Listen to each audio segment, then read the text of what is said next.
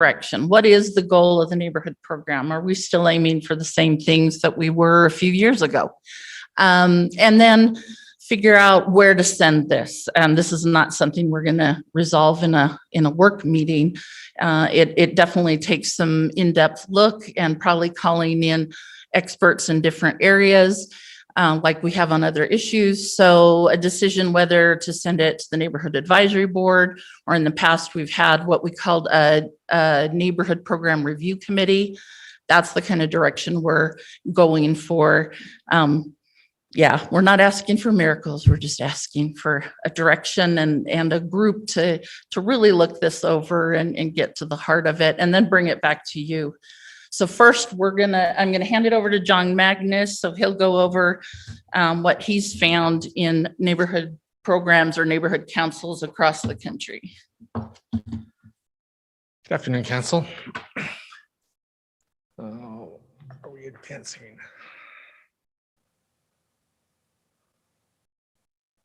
Oh, here we go. Okay, so I went through literature. There's quite a bit of literature written, and it's been written on since the late 60s, early 70s. I went through and I distilled it down to these attributes that they call, that they can concern themselves with on how to govern a neighborhood council program. That's what the literature calls it, a neighborhood council program. They vary in size, as low as 5 for some cities. Most cities our size are only 5 council districts or council member. Neighborhood council, LA City right now is the king of them all. They have 99 and growing. So they vary depending on population, but they all have certain things that are similar. One is the citywide system, meaning that the whole city is covered by a neighborhood council program. It's just not certain neighborhoods, and also the citywide system functions pretty well. But I'll go into, forgot I have more time. Adequate resources, political support, empowerment, and motivated leadership within the neighborhood council itself. So citywide system, the program needs to encompass the entire jurisdiction, equal support. LA City has seen this as a problem. Some of their neighborhood councils have better support from city staff, city resources than others. The ones that tend not to have the support tend to fail. And LA City's model, they're allowed to revoke the charter of the neighborhood council if they don't perform to certain standards. And the literature is showing that with those standards, what happens is the support is unequal, and they fail and they get disbanded and reabsorbed. Yeah. Just a quick question. Is that local? Like could a neighborhood say they don't want the neighborhood program in their neighborhood, but it still exists elsewhere? Yes. Oh, I see. Okay. And we do see that in the literature. There are neighborhood councils in certain cities where the neighborhood has felt like it's been taken over. And they vote to disband it, or they go to the city council and ask for it to be disbanded and reformed. Districts need to be large enough to engage the residents. You need large enough districts so that you have enough people in the neighborhood that are actually supporting it. LA City is a good example when they have small districts, and small to them is 20,000 residents. Those are the ones that tend to fail. they don't have the population base to support it. The ones that are 70,000 to 200,000, they seem to function pretty well. Minneapolis has had the same problem. They've had the smaller population centers. Neighborhood councils have failed, and they've had to restructure them. Adequate resources. Monetary. Is there enough resources for communications? Can the city neighborhood councils reach out to the neighborhood and get their information out that they need? Is there enough staff? Some city councils have actually given staff members to the neighborhood council program to ensure that they're being run in a proper manner, that they're meeting their obligations, that they have their monthly meetings.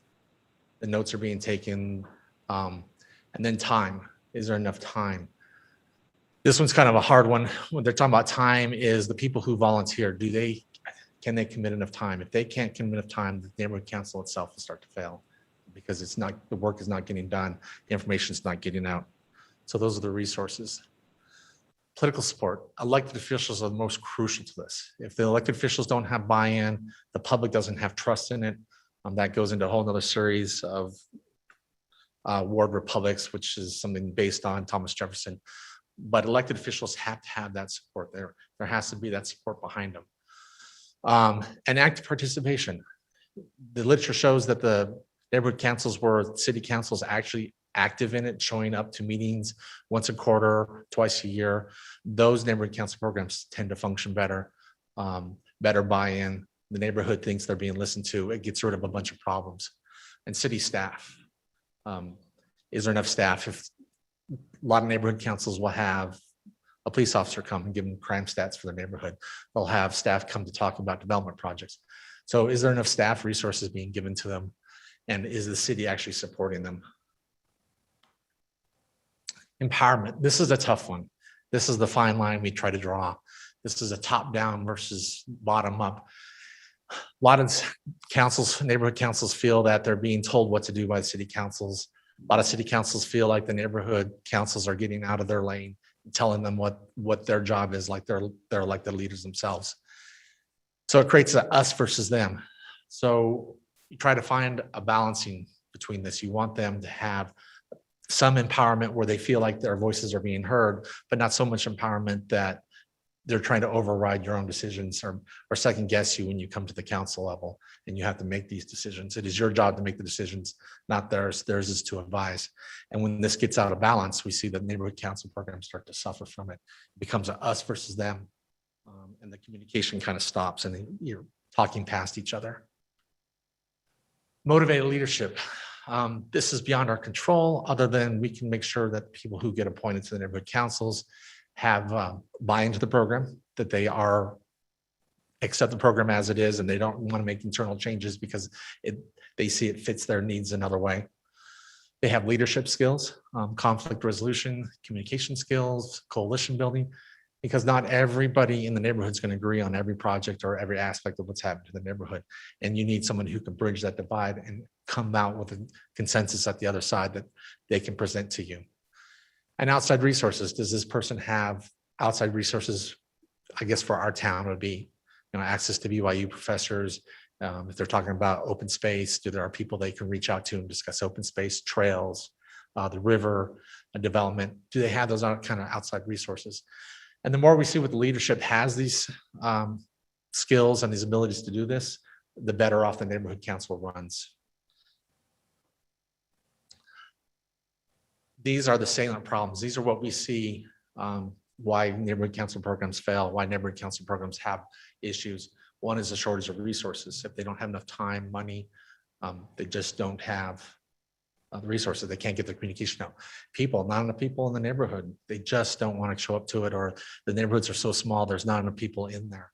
And the city, if the city doesn't have buy-in, if the city doesn't support it, they're doomed to fail.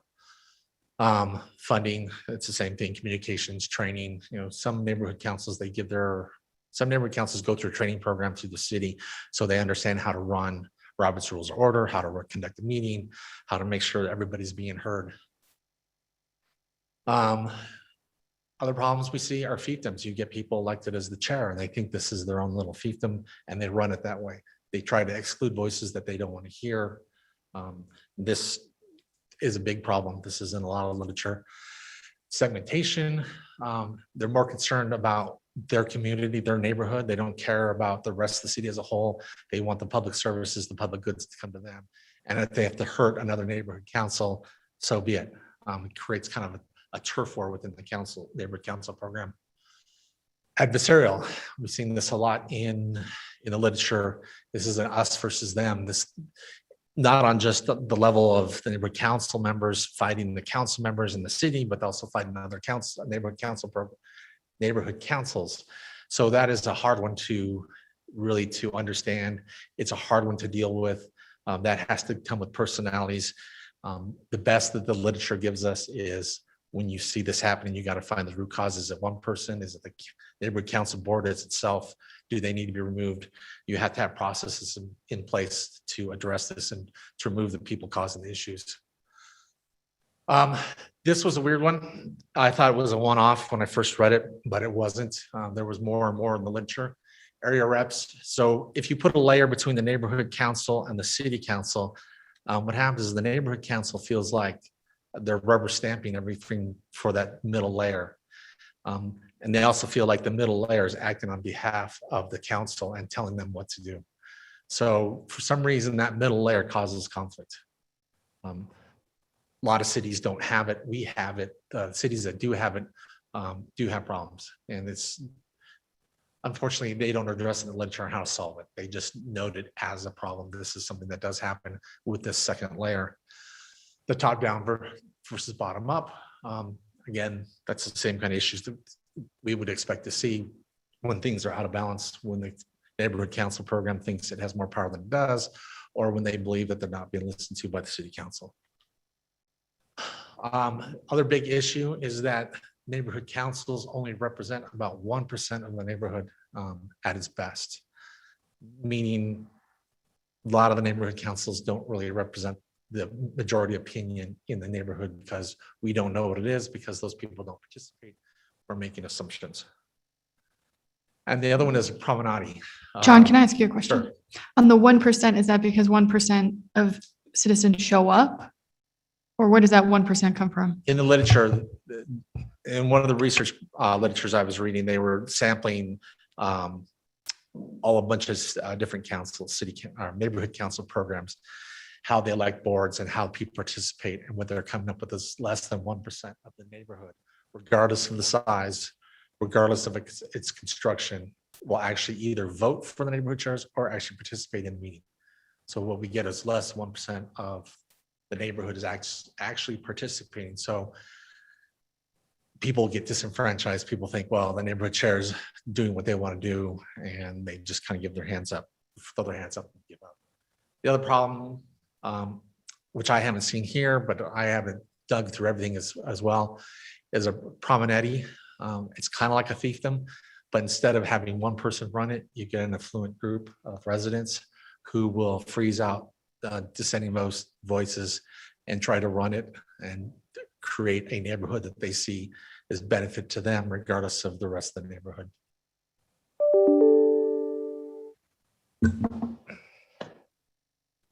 You're going to see a lot of tag team from us today.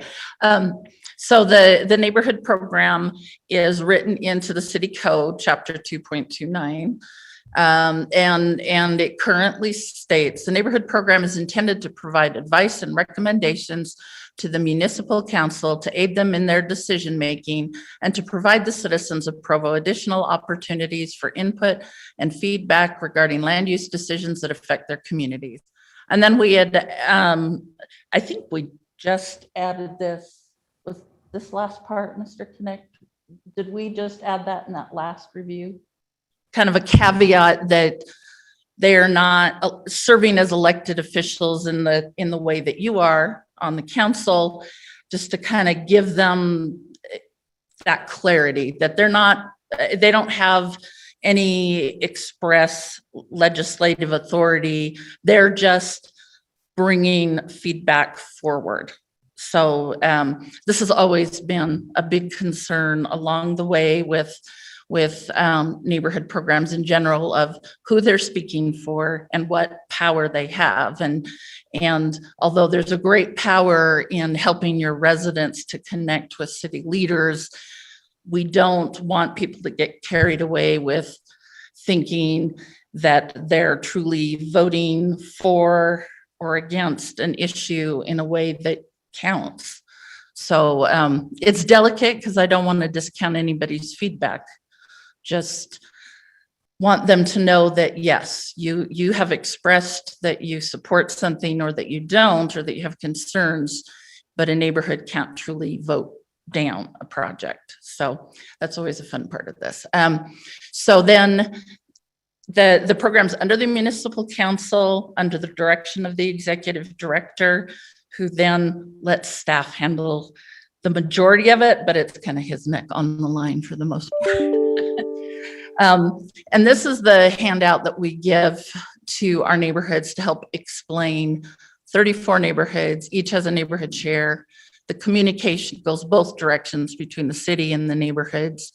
And then the neighborhood chair brings that neighborhood feedback to the planning commission and the city council. It really should be as simple as this. And then this is the one we put together. The land use application process does always get a little more complicated because there's all these different deadlines incorporated into that. But these are also things that you as a council can change as needed. In fact, it used to be a much shorter deadline for notifications to go out to neighbors of a project. It used to be, I think it was just 5 days, and now we have, I think it's within 14 days. Because we were finding that the notifications weren't getting to people in enough time to actually attend the meeting. So that kind of feedback helped us change it the last time we reviewed this. So this, and this one, we've tried to emphasize where individual residents can provide their feedback. So back to John. Like I said, we had the Open City Hall survey, and he's going to cover the public part of the survey. Yeah, I'm just covering the public responses. So again, this is not scientific. People talked about before. We had 391 responses, 153 were registered, 238 were unregistered. Looking at the data, it is biased. Long-term residents, 50% of the respondents have lived here more than 20 years. 23% lived here between 11 and 20 years. So this tends to tilt towards the long-term residents. Home ownership, even though we didn't ask this question, we were looking at how long they had resided in their current address. And you can see that 36% lived at their current address for more than 20 years. 23 had been there between 11 and 20 years. What that usually tells us is that these are homeowners because they tend not to move as much as renters. And since I think the last census data was 42% of residents in Provo actually own their homes, we can see that this has been skewed. Also, we have a huge age bias. 41% of them are between age 45 and 64, and 29% are over 65. Census data, the over 65 should be 6%. So we are heavily skewed. We did nothing to correct this. We didn't try to correct it. It just is what it is. On the communication side of the questions, it actually did pretty well. 60% of the people receive information concerning Provo from the utility statements, Provo City email, newsletter, and neighborhood chairs. We're talking about 60%. I mean, they had a choice that we had multiple ways they could market, and these three received 60% plus. And then giving input to the city about their concerns. Online communications was the top, and neighborhood chairs was the second way. Both those scored over 7%. So there's a good give and take on the communication by the people who responded to this. The odd thing was 30% of the people don't think that minority opinions should be given at a city council member. So they would freeze out if there was a development project and it came forward, the chair should only give the opinion of the majority. The minority should be frozen out. I took that back and thought that was a little strange. You know, why would you want to shut out conflicting opinions? Information about issues concerning the neighborhood. Now, this is where we started to fall apart a little bit. 63% received information from the chair, 10% received no information. It was spread out across other things. But it was really hit and miss. So what it's telling us is we're not doing a very good job of getting information out to the neighborhood about issues concerning the neighborhood, and especially when it comes to meetings. 46% of them were unaware of the meetings. That's why they didn't attend. So, yeah. I believe there's a decent portion of our neighborhoods that do not have regular meetings. They are only called when a development happens, and some of those neighborhoods haven't had developments in multiple years. So if you're asking someone who's taking a survey who's unaware, and they're asked, do you receive information from your neighborhood chair about neighborhood meetings? They will likely say no, and that may be because they just, there's no information to give. There's no neighborhood chair, no neighborhood meeting. Correct. And let me put a caveat out there. This is not homogeneous across all neighborhood councils or neighborhood program. Different ones have different responses. There are some that function very well, and there are some that don't function well at all. So yes, you're right. Some don't have meetings, but we did ask the question, have you heard from your neighborhood chair? And we got a response of 74% said, yes, they've heard from their neighborhood chair. So it's kind of weird. We get this, they hear from the chair, but there are no meetings, or they're not aware of the meetings. So yes, we do lose some of that in there. Why this is important, it comes up a little later, why people don't attend. So neighborhood meeting, 10% of the people attend every single one. 22 are somewhat active, meaning they attend most. 38 are infrequent, and 30% do not attend. Of those, this reached 10% don't want to attend. So the 10% of the people who took this had no desire to attend if you gave them information or not. For the people who are infrequent or do not attend, the number one reason is because they're unaware of the meetings, followed by lack of childcare, and 2, they feel uncomfortable in the setting. So if someone has it in their house, they may not feel comfortable going to their house to have the neighborhood council meeting or the neighborhood meeting. John, real quick. Yeah. The second reason was lack of childcare? Yeah. But if we had captured a broader population that was younger, maybe that would have ranked first. I don't know. It could have gone up, right? We had not corrected any of this for age. Yeah. And we didn't do a deep dive in this. We were just looking at kind of the top line scores, and then did some analysis, and then we dove deep into the responses. We had a bunch of open-ended questions. And we Gotcha. went Thanks. through those. So when we got through the open-ended questions, there's 2 groups, which leads me to believe that there are some neighborhood councils functioning very well. They're good at communication. The neighborhood feels like it's being represented, and that is the group where they're happy with it. They like small incremental change. The biggest thing we see on the changes, they would like to hear from the city council to participate more. We didn't really ask them what that meant, but we did have a question there about having council attend meetings every so often. So that's what we can derive from that they would like to see the city council members show up to one of the neighborhood meetings every so often. The other group was those who don't participate, and what they were looking for are more structural changes. They would like a set time and place, like the third Thursday at 7:00 at this place, we're going to have this meeting. That way they know by default, which is kind of odd, because if we've asked up some follow-up questions, they rather have meetings as needed. So you want as needed on one hand, but a set time and place on the other. So that one's going to be hard to actually figure out what they really want. They want better communication from the city and the neighborhood chairs, and they too want council participation. There's a small third group, I mean, very small. There's probably only about 10 responses, and they're on the open-ended questions. And basically they feel disenfranchised, that when they go to the meetings, they're not heard. The chair doesn't listen to them. Their opinions are dismissed. It's small, but it's still out there. That's something that should be paid attention to.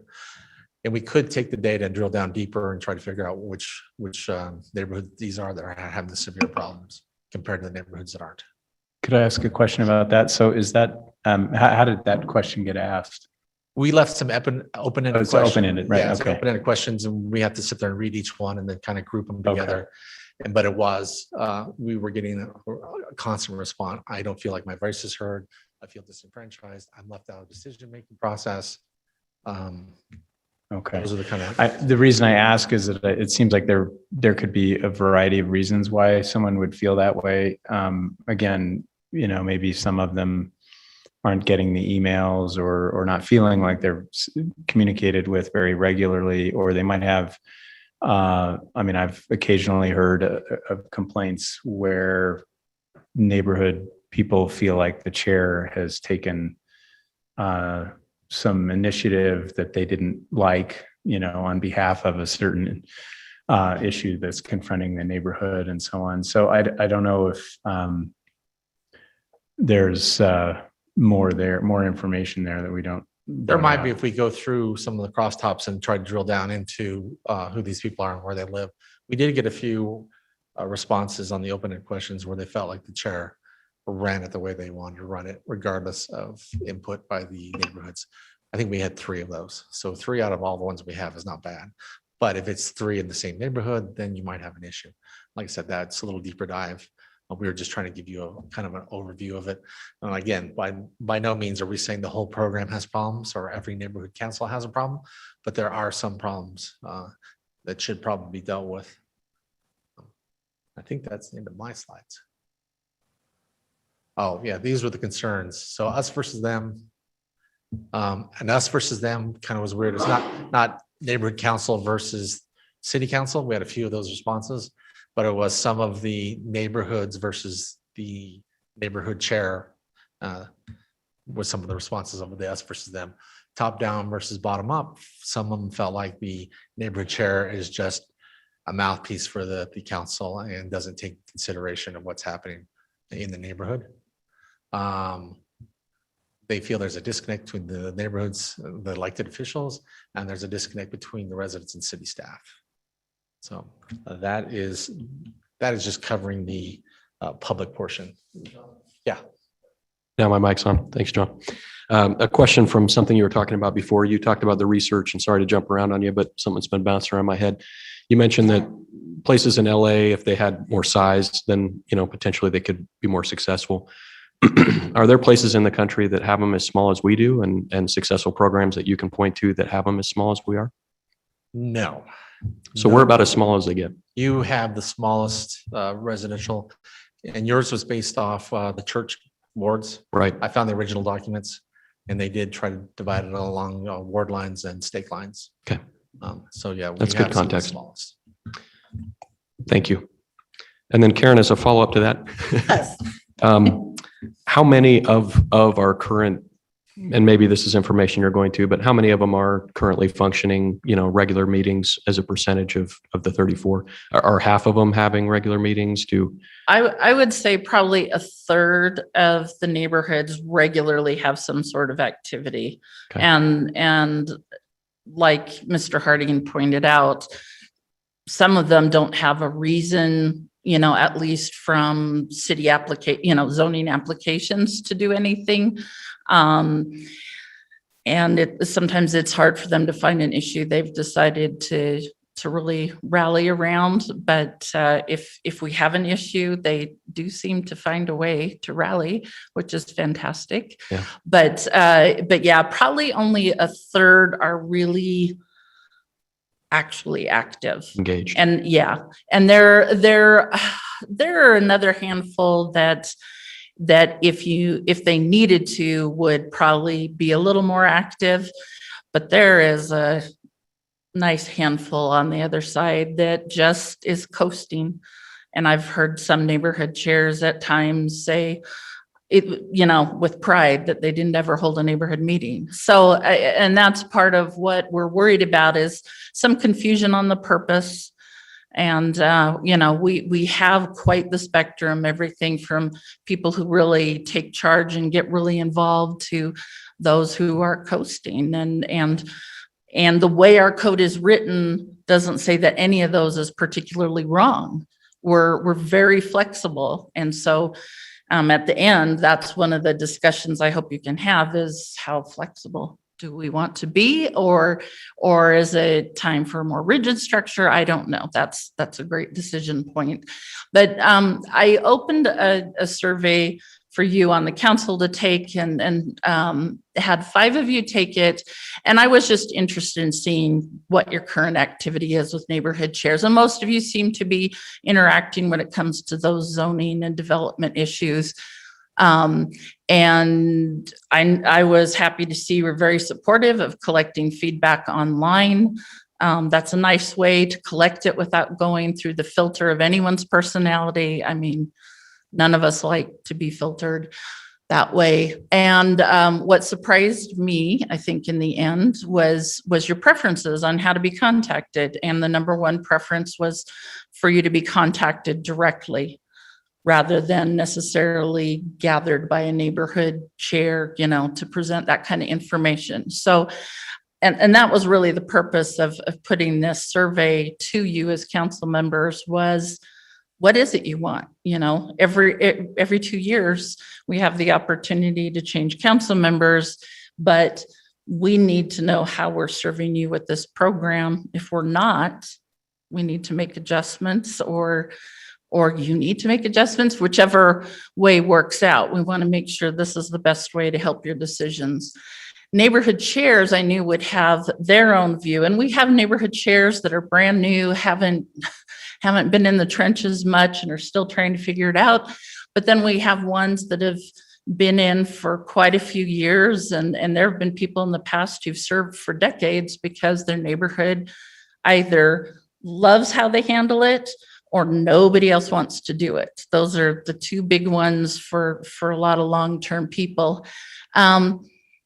Most people, even in the public, didn't want meetings any more than they had to.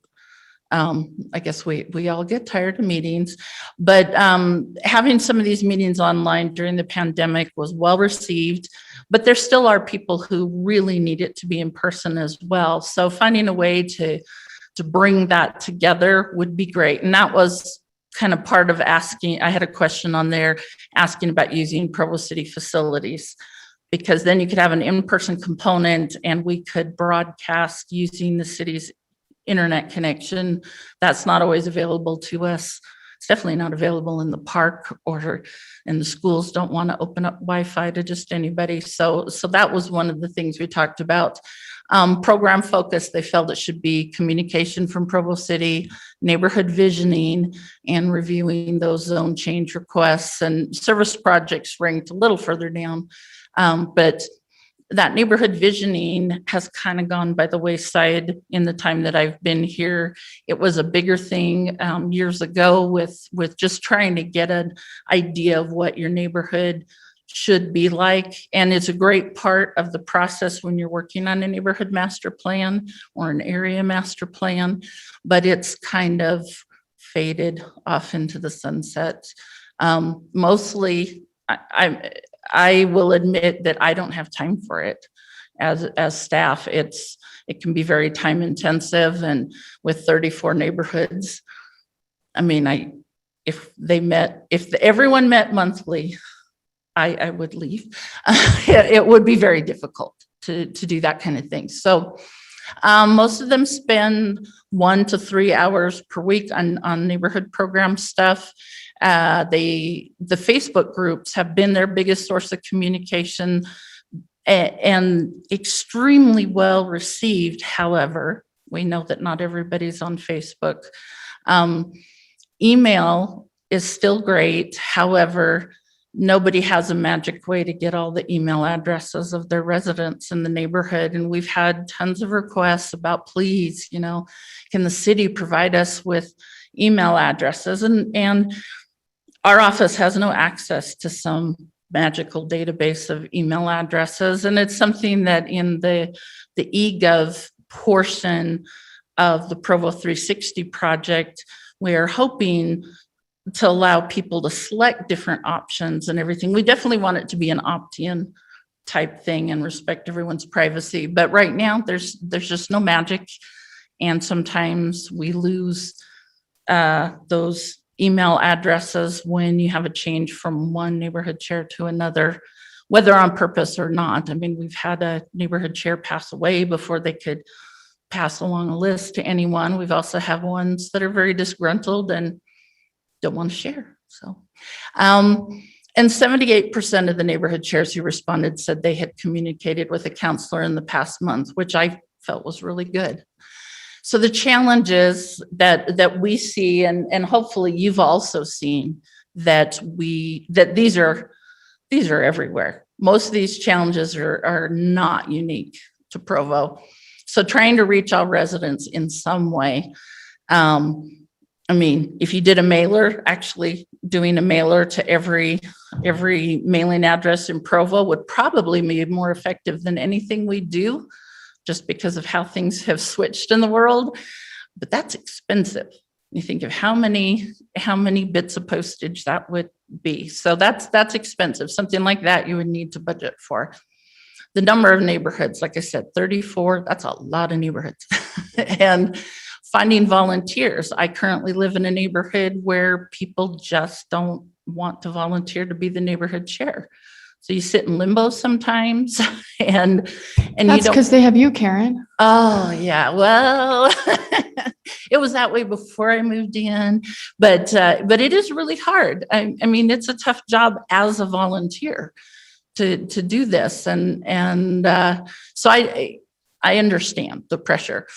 And then, like I said, we have some inactive neighborhoods. We also have some neighborhood chairs that in their passion for what they're doing could be considered overreaching.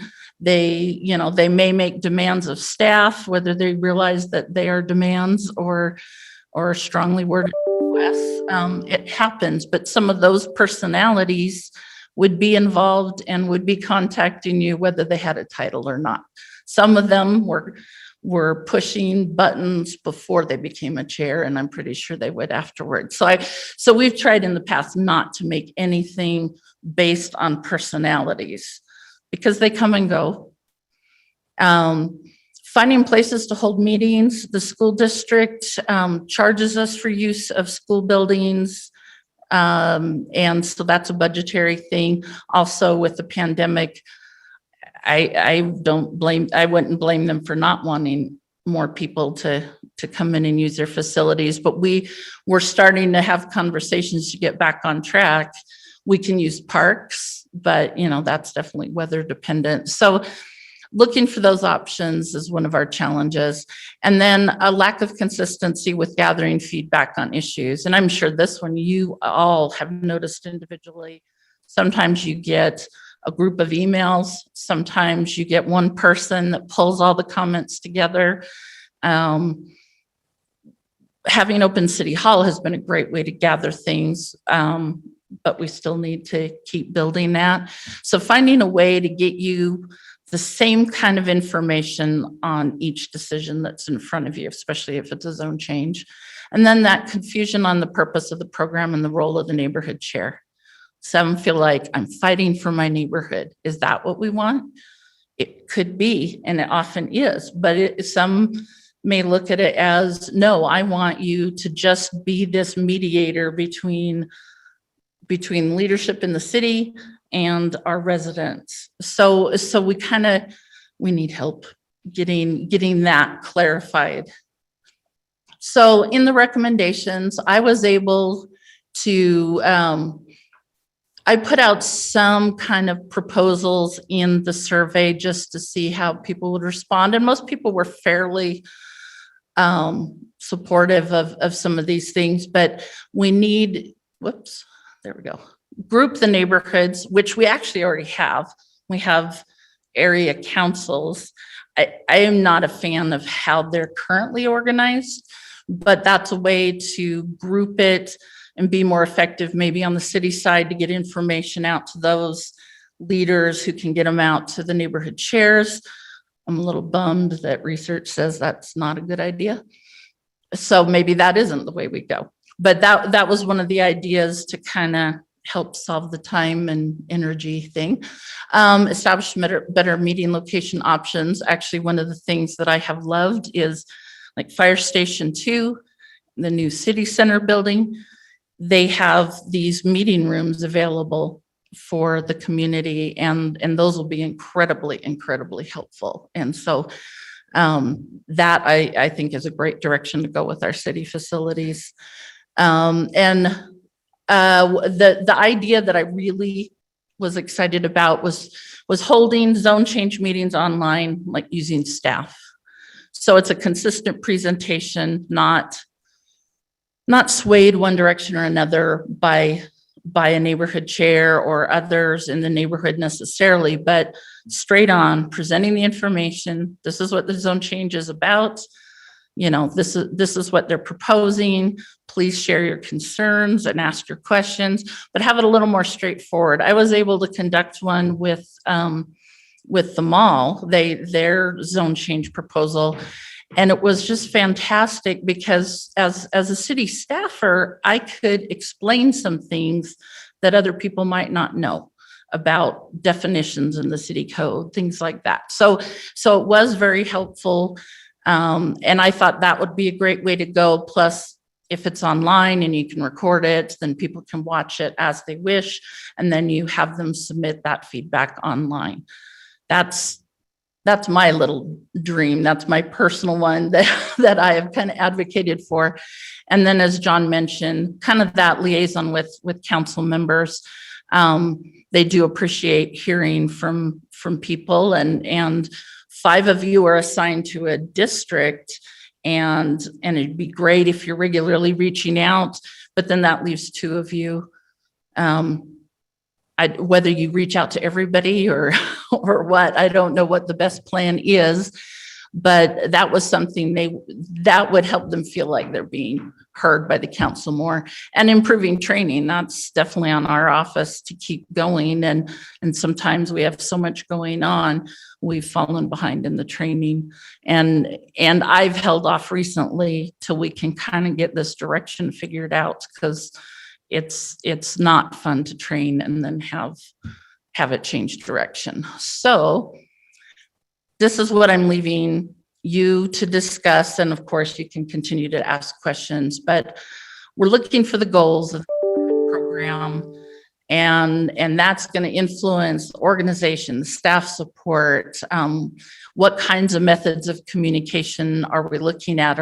We've used it as a method of communication to go out to the neighborhoods, but is there something we could do differently? Is there something we could help them with? And like I mentioned, the flexible versus specific guidelines. Have we gotten too flexible? Are we not flexible enough? And then this is not something you're going to solve here and now today. This is a bigger thing than what you're going to resolve in a work meeting. So where would you like to send this discussion? Do we send it to our existing neighborhood advisory board, which has 2 council members and the area representatives?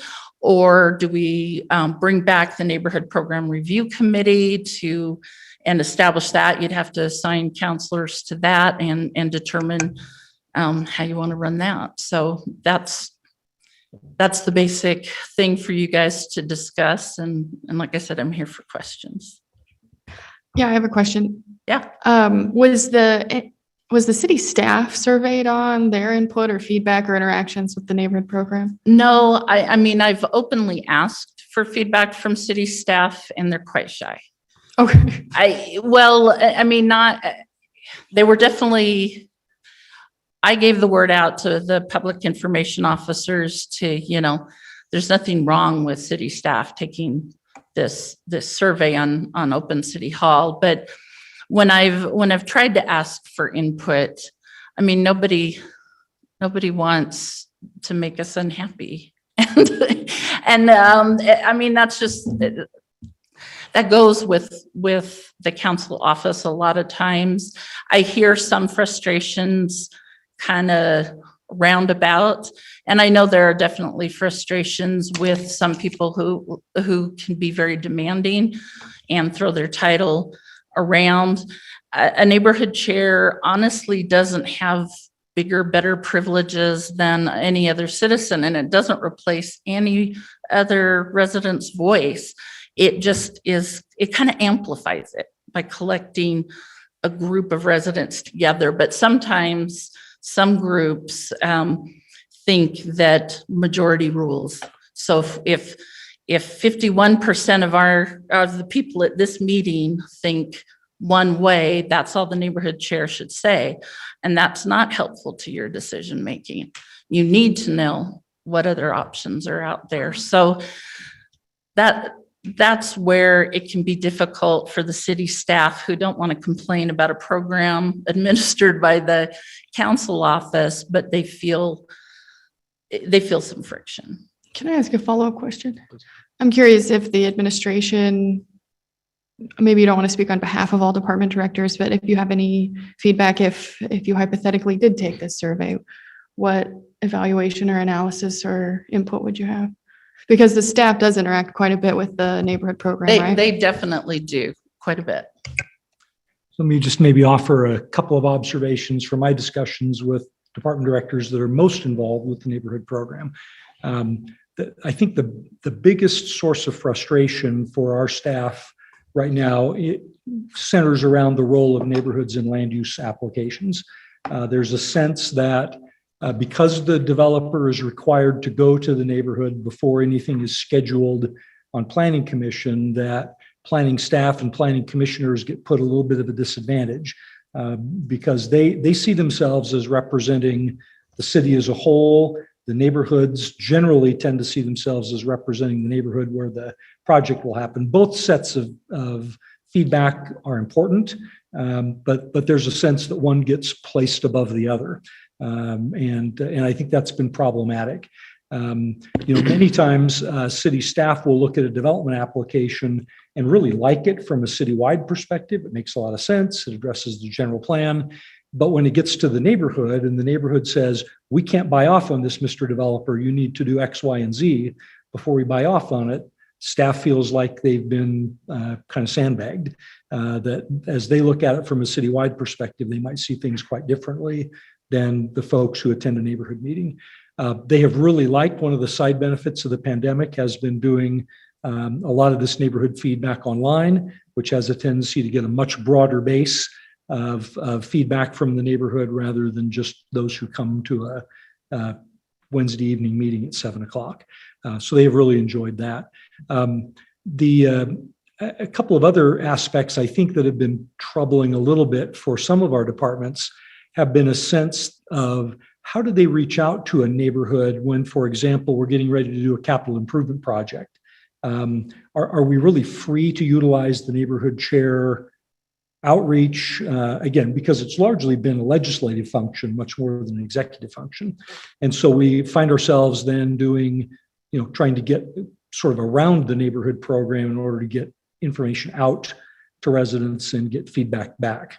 And so, or the community policing operation, or, last spring, the fire department was trying to do some significant work around clearing brush around developments in order to create kind of a fire barrier. And again, probably didn't involve the neighborhood chair program, I think in large measure because they just don't know the neighborhood chairs.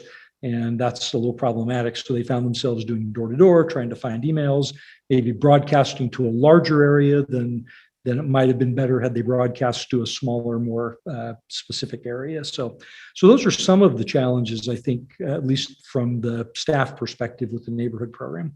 I think in general, we appreciate the opportunity to work with neighborhoods. I think most of the neighborhood chairs we have worked with very well over time. But I think there are just some systemic weaknesses that probably could be addressed if we kind of thought through some other ways to better connect the administrative functions with the neighborhood program. Thank you. Just really quick, we've got just a few minutes left on this topic. There's lots more to discuss. Thank you to Karen and John for all the hard work they've put into this and for your efforts with the neighborhood program. So let's continue to discuss, but just knowing that we only have a few minutes, if there's no objection to it, I'd probably move that we have a motion soon to either create a committee or make some kind of, accomplish something here. I have two quick comments and then I have a motion to make. My comments are that when I think about goals, I don't know if this is the goal of the neighborhood program. I think it's a goal of the city council to have better communication with the public. I think that's always going to be one of our important priorities. And I think whether or not the neighborhood program is the best way to do that is something to investigate, but that's our goal, I think, is the best communication possible. And the second one is engagement. I mean, I think it's super important that we have a public that feels like they've got some traction in, getting involved civically. I think it's a beautiful thing when people, get involved locally and then they decide to run for city council or they decide to run for mayor or whatever. I think that's a positive aspect of this program currently at times. But it's also, again, just a general goal that we would have anyway. So I would hope that whatever we do, we keep those two. And there may be others that I'm not thinking of, but those are the two that really jump out at me. Because, and when I say engagement, I do think local engagement. I mean, we talk a lot in negative terms about NIMBYism, but there's a really positive aspect of sort of from where I sit, this is what's happening to my neighborhood because of a policy. And so sometimes that's really important for us to listen to. Sometimes we disagree, but sometimes we need to hear that and maybe we change our minds. My motion would be to go to the Neighborhood Advisory Board and for this, and that's for a couple of reasons, and maybe those who are on that board can speak to this, but I mean, it does seem preemptive and maybe potentially insulting to say we're going to rethink the neighborhood program without any input from our current program. And since a lot of the people who filled out the survey indicated they're involved and they would like to see some changes, they would very well be in a good position to offer. And I think helping them see some of the problems that we're talking about and helping them help us to come up with solutions may mean that there's more buy-in from the current active people, and that would help reduce the us versus them kind of tensions we're seeing. So that's why I would make that motion. Okay, so we have a motion to send recommendations, I guess, and get recommendations from the Neighborhood Advisory Board that already exists. Yes. Okay. Mr. Sewell? Second. Okay, so we have a second from Mr. Sewell.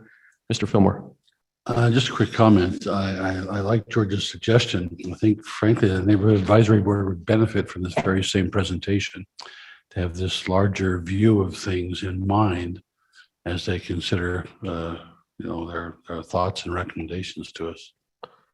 Might also be, I don't even know who's on the Neighborhood Advisory. Yeah, can we, Can I give some feedback on that? please? Who's on the Neighborhood Advisory Board? I Thank you. and Dave Harding is. So we've had recently, I don't know, a few months ago, we had a discussion with the Neighborhood Advisory Board, and we presented the idea of creating a code of ethics. And there was a lot of pushback on that, and that was not well received. And it created this discussion, and it was a neighborhood chair on the Neighborhood Advisory Board who said the council needs to figure out what they want. The council needs to determine this purpose and bring back to us what a more specific scope is for this program. And so that's why I would not support this motion, is because I think it needs to happen with the council to determine clearly what the scope of this is, and then work with the Neighborhood Advisory Board. Another alternative would be to, every year we have some funding set aside to do a study. We could approach the BYU MPA program and see if they wanted to make it a class project, and we would compensate them and let them either A, evaluate the neighborhood program, or B, if the intent is communication and engagement, determine what are the best ways to communicate and engage. Those are my thoughts. So if I might. Yeah, please. So Shannon, is it your perspective that they really don't want to take any initiative? They're really just waiting for us to tell them what we think, what direction it should take in the future? Well, we can send you those emails. I don't necessarily think they don't want to take initiative, but they do understand it's a council program. And so if it's a council program, the council should determine the purpose and the scope and and then communicate that. Some natural anxiety, perhaps, if they go to a lot of trouble, make some recommendations and we ignore them, that, why did we go through this routine?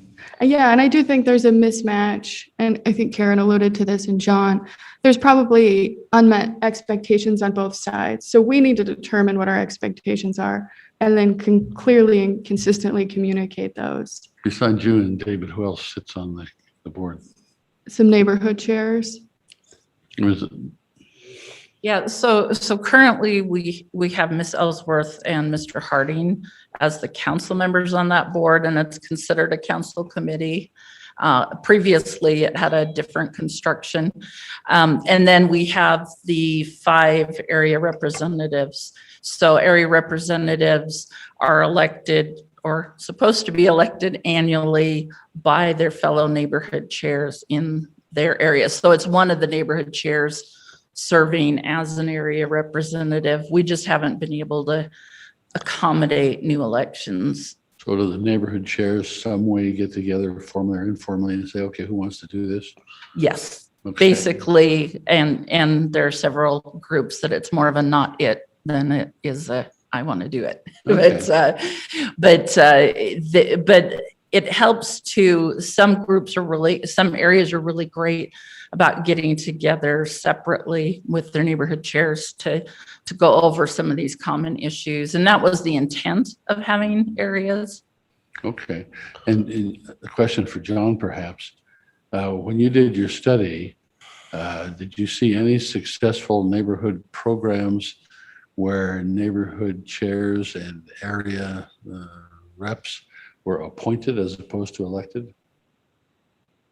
The vast majority of neighborhood council programs, the council appoints the board for the neighborhood.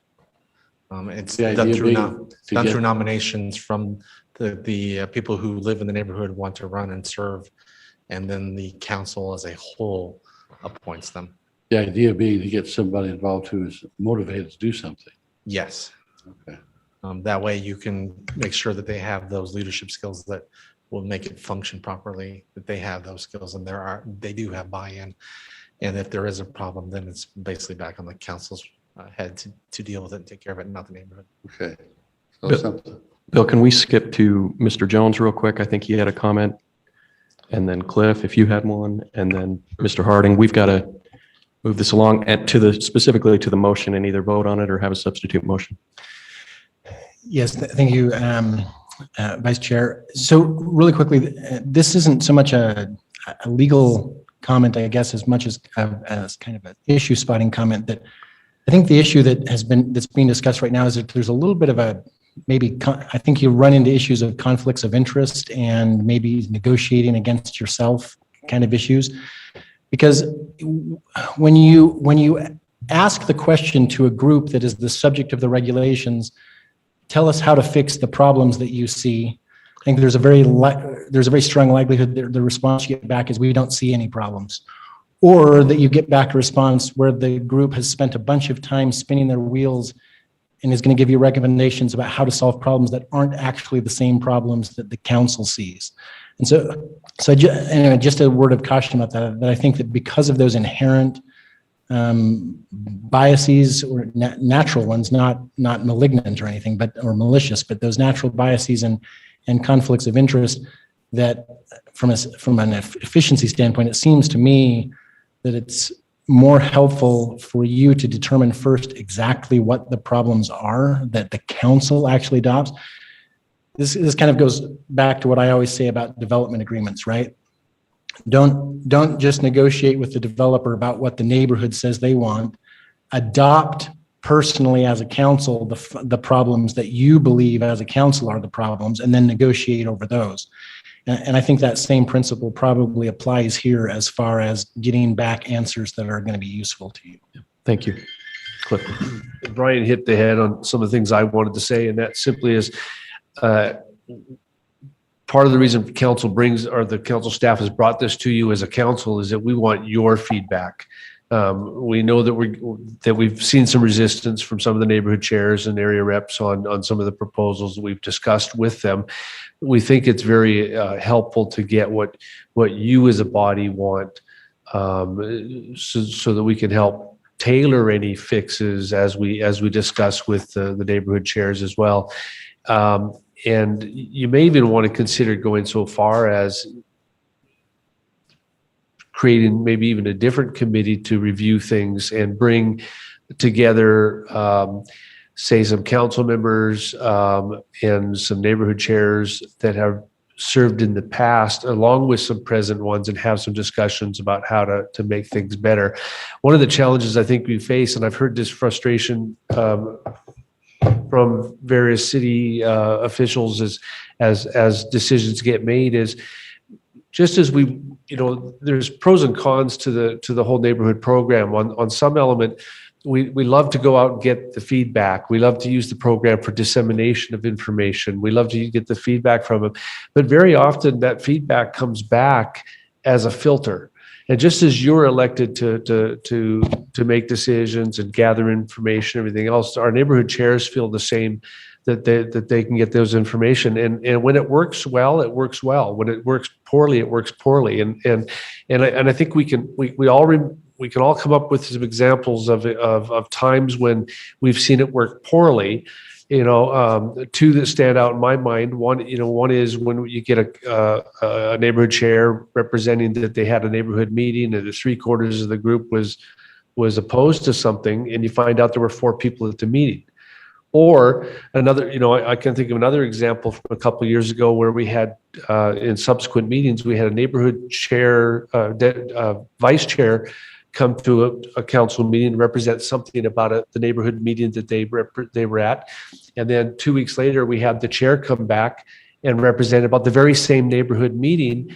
And you'd have thought they were 2 different meetings because they came back with very different filtered views of what was discussed and decided at those meetings.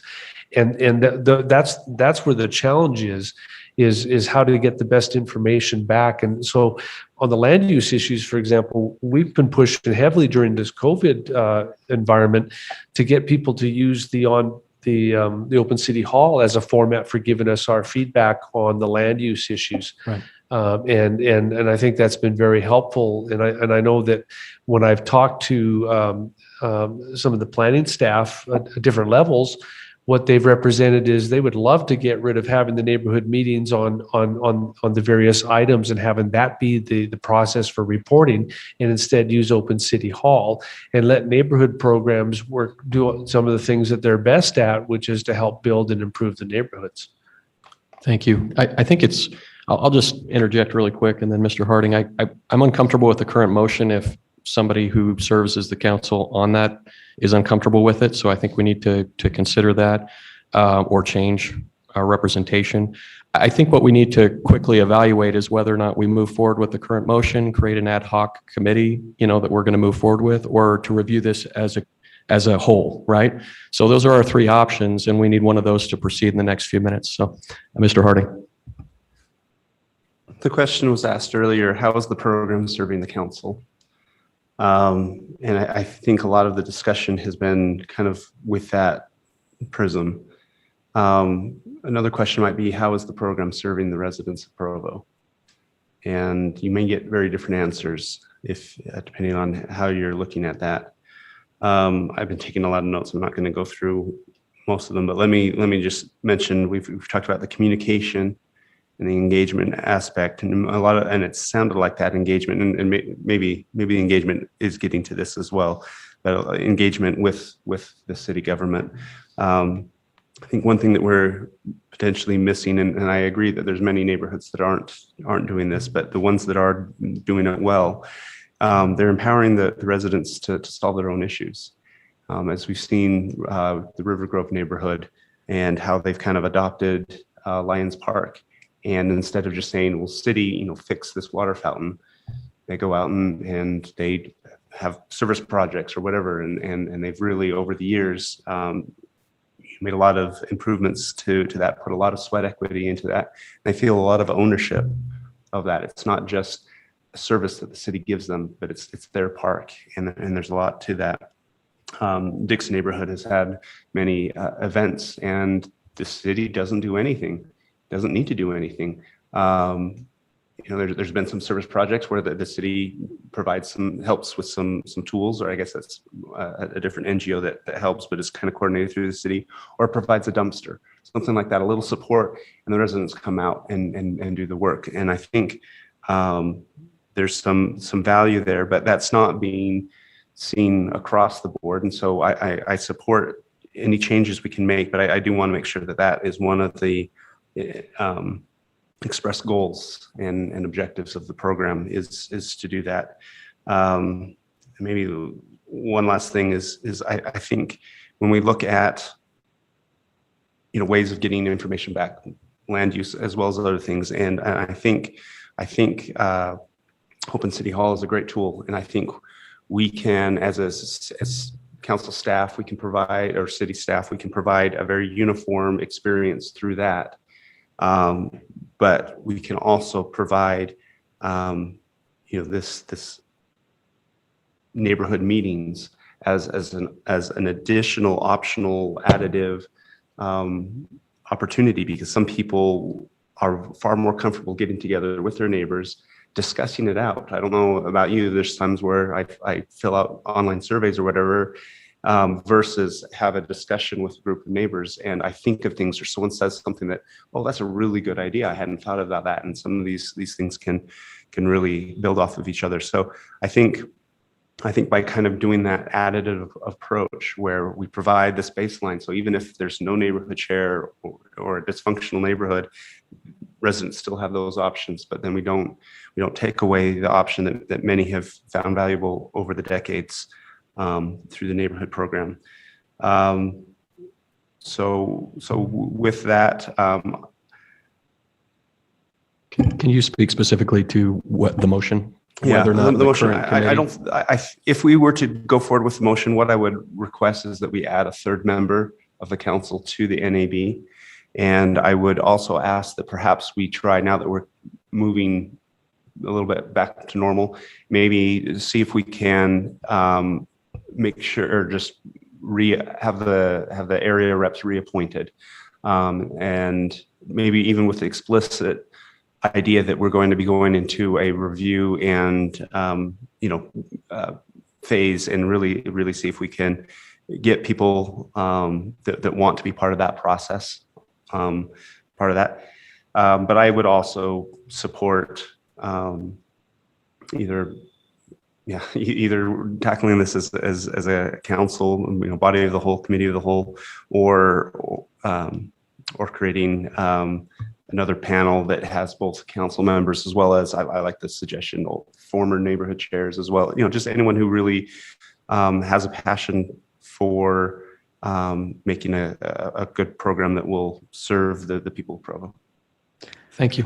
Other comments? Has anybody not had a chance? Chair Sewell, have you had a chance to speak to this? Well, thank you.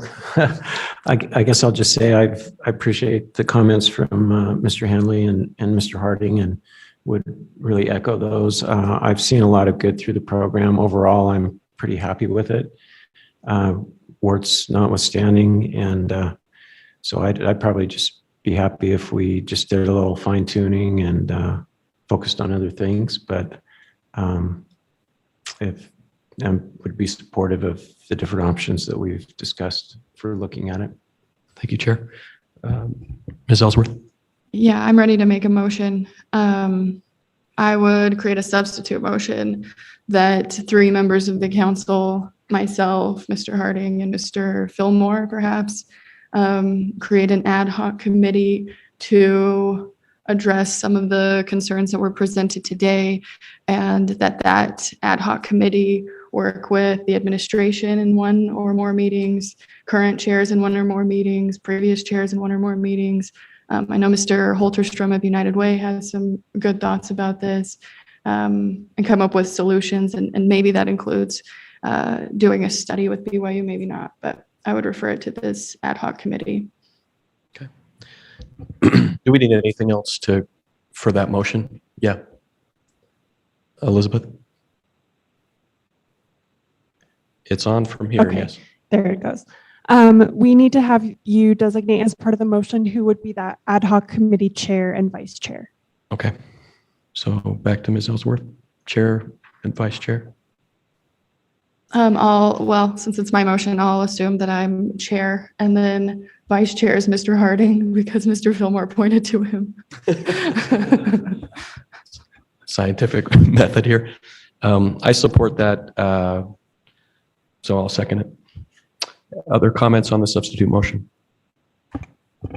Mr. Harding. I think we had a great presentation. Didn't have a whole lot of time to discuss this. I think I would vote against this motion and just ask that we continue, because I don't think I can do a third motion since we already have one substitute motion. But I'd prefer to postpone this and maybe bring it back to another work meeting where we could have a little bit more discussion and then go from there. I think you're actually allowed 2 levels, so I think you can do one more. And can you continue a substitute motion? Well, I think Not land use? I think the idea is to make a second substitute to just continue the entire Postpone it. topic. Okay. I think Mr. Sewell, our parliamentarian, wants to weigh in. That's my recollection as well, Mr. Jones, and I'd like to second that motion. Okay, so we have a motion to postpone this from Mr. Harding and a second by Mr. Sewell. Discussion on the second substitute motion. I'll just say I agree with that approach only because I think there may be a compromise there. If we can get a little bit more, to go back to Cliff and Brian's comments, if we can get a little more refinement on what we think are the parameters of the discussion, we could create still an ad hoc committee if that's the will of the council, or we could go back to the neighborhood advisory board and do it that way as well with a third member. I mean, those are nuances that we can discuss at a later point, whether or not we feel like we have enough focus from our discussions to help them, answer some questions and address some concerns that are specific enough.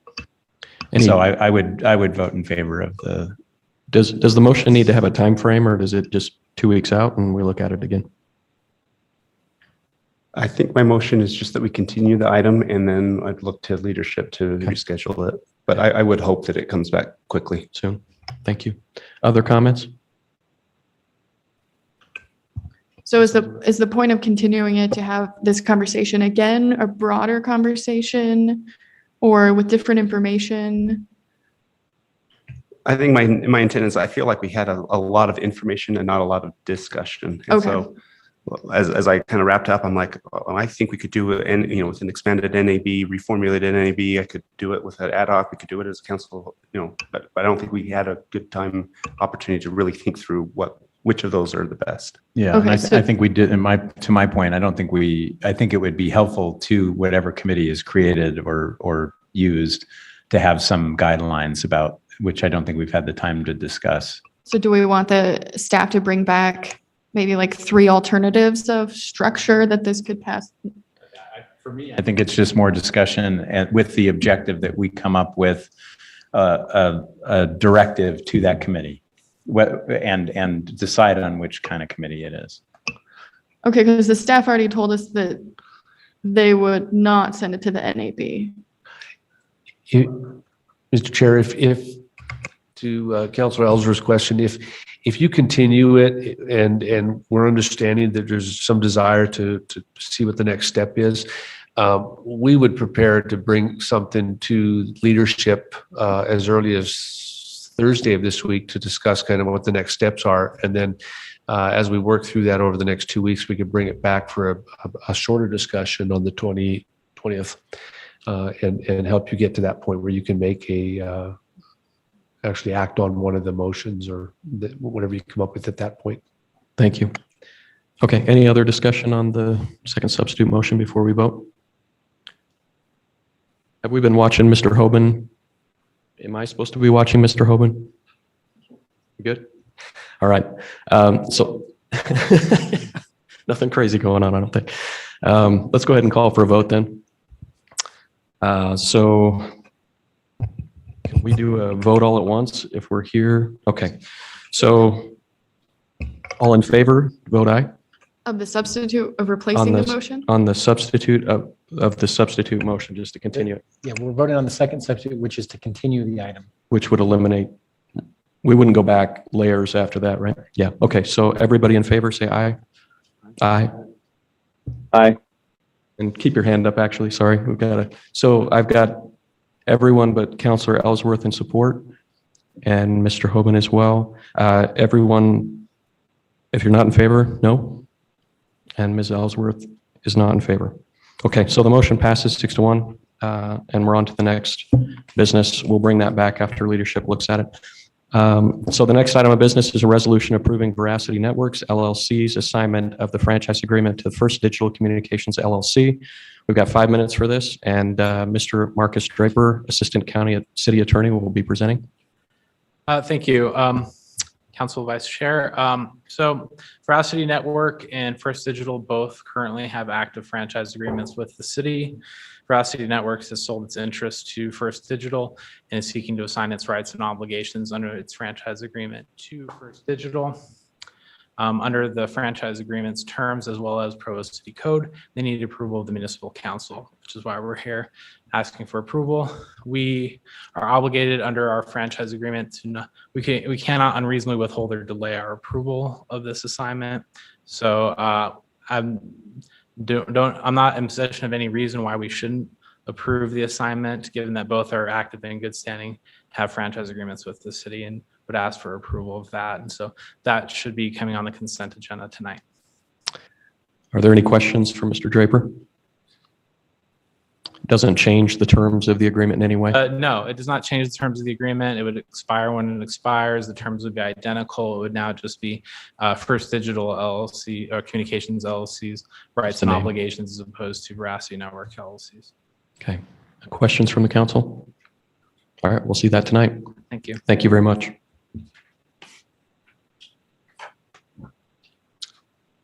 The next item of business is a presentation on Envision Utah Valley's visioning work. Sorry, say that 5 times. We've got 30 minutes for this. This will be presented by Curtis Blair, Utah Valley Chamber, and Ari Bruning, looks like, of Envision Utah. Do we have both of them here today? Myself, Curtis Blair. Curtis, welcome. Thank you. We've Ari and Orion are joining us via Zoom. Oh, okay, perfect. Perhaps we can confirm that.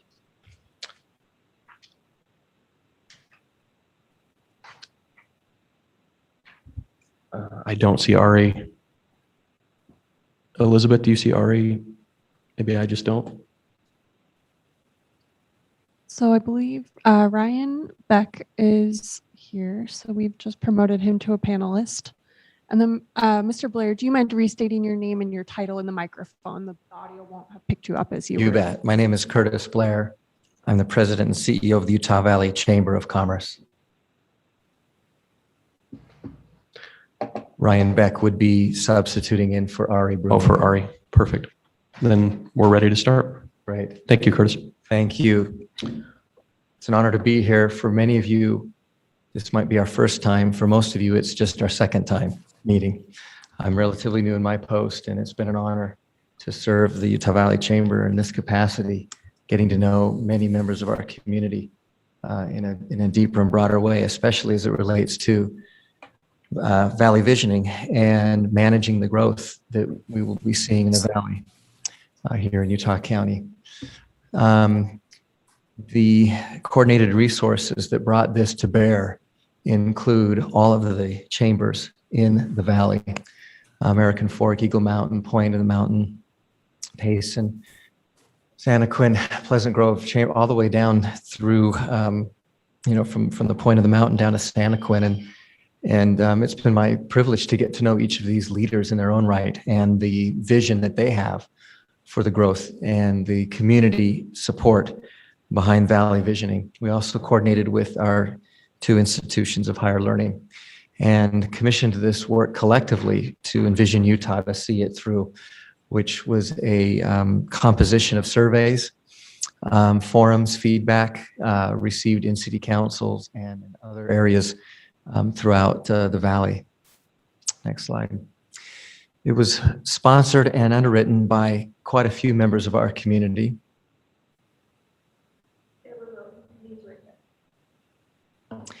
And those members were both public and private partnerships that contributed to this effort so that we could garner the kind of statistically relevant support that we needed to pull together a research like this of this magnitude.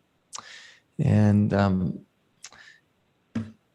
I'll set the table and then turn the time to Ryan with Envision Utah to talk specifically about the implications for Provo area based on the research that was provided. But one of the drivers for this research was and continues to be the growth that we are seeing in this valley, where our county will be welcoming in 1.1 million people to this area by the year 2050. And that may seem like it's a long time from now, but having raised a family here in the last 25 years in our area where I live in Spanish Fork, that growth has come subtle but consistent. And it has been, in so many ways, very positive for our towns and neighborhood. And I hope that that kind of experience continues as we forecast this growth for Utah Valley in the several decades to come. The Valley Visioning effort was and remains a tool, one of several tools to help manage, forecast, plan, coordinate, and convene different groups and bodies together to address the specific needs of managing this type of growth. And with that, I yield to Ryan. All right. Hopefully you can all hear me. Thank you, Curtis, for setting up the stage for me. And my name is Ryan Beck. I'm Vice President of Planning with Envision Utah, and I appreciate the time on the agenda today, Mayor, Council, and staff. Thank you very much. All right. I am going to attempt, let's see. Okay. So as Curtis mentioned, we did this Valley Visioning process where we went out and we looked at and we asked people, residents of the Valley, how they would, Utah County is growing and developing rapidly. We're going to add another 600,000 people by 2050 and add another 1 million people to Utah County by 2060. So just crazy growth numbers. And, what I really see is how, the success of Utah County is really going to determine the success of the state. It's that important. It's the crosshairs of growth for the state. It's where it's happening. So we went out and did a 3-phase process. Phase 1 was all about listening, and that is exactly what we did.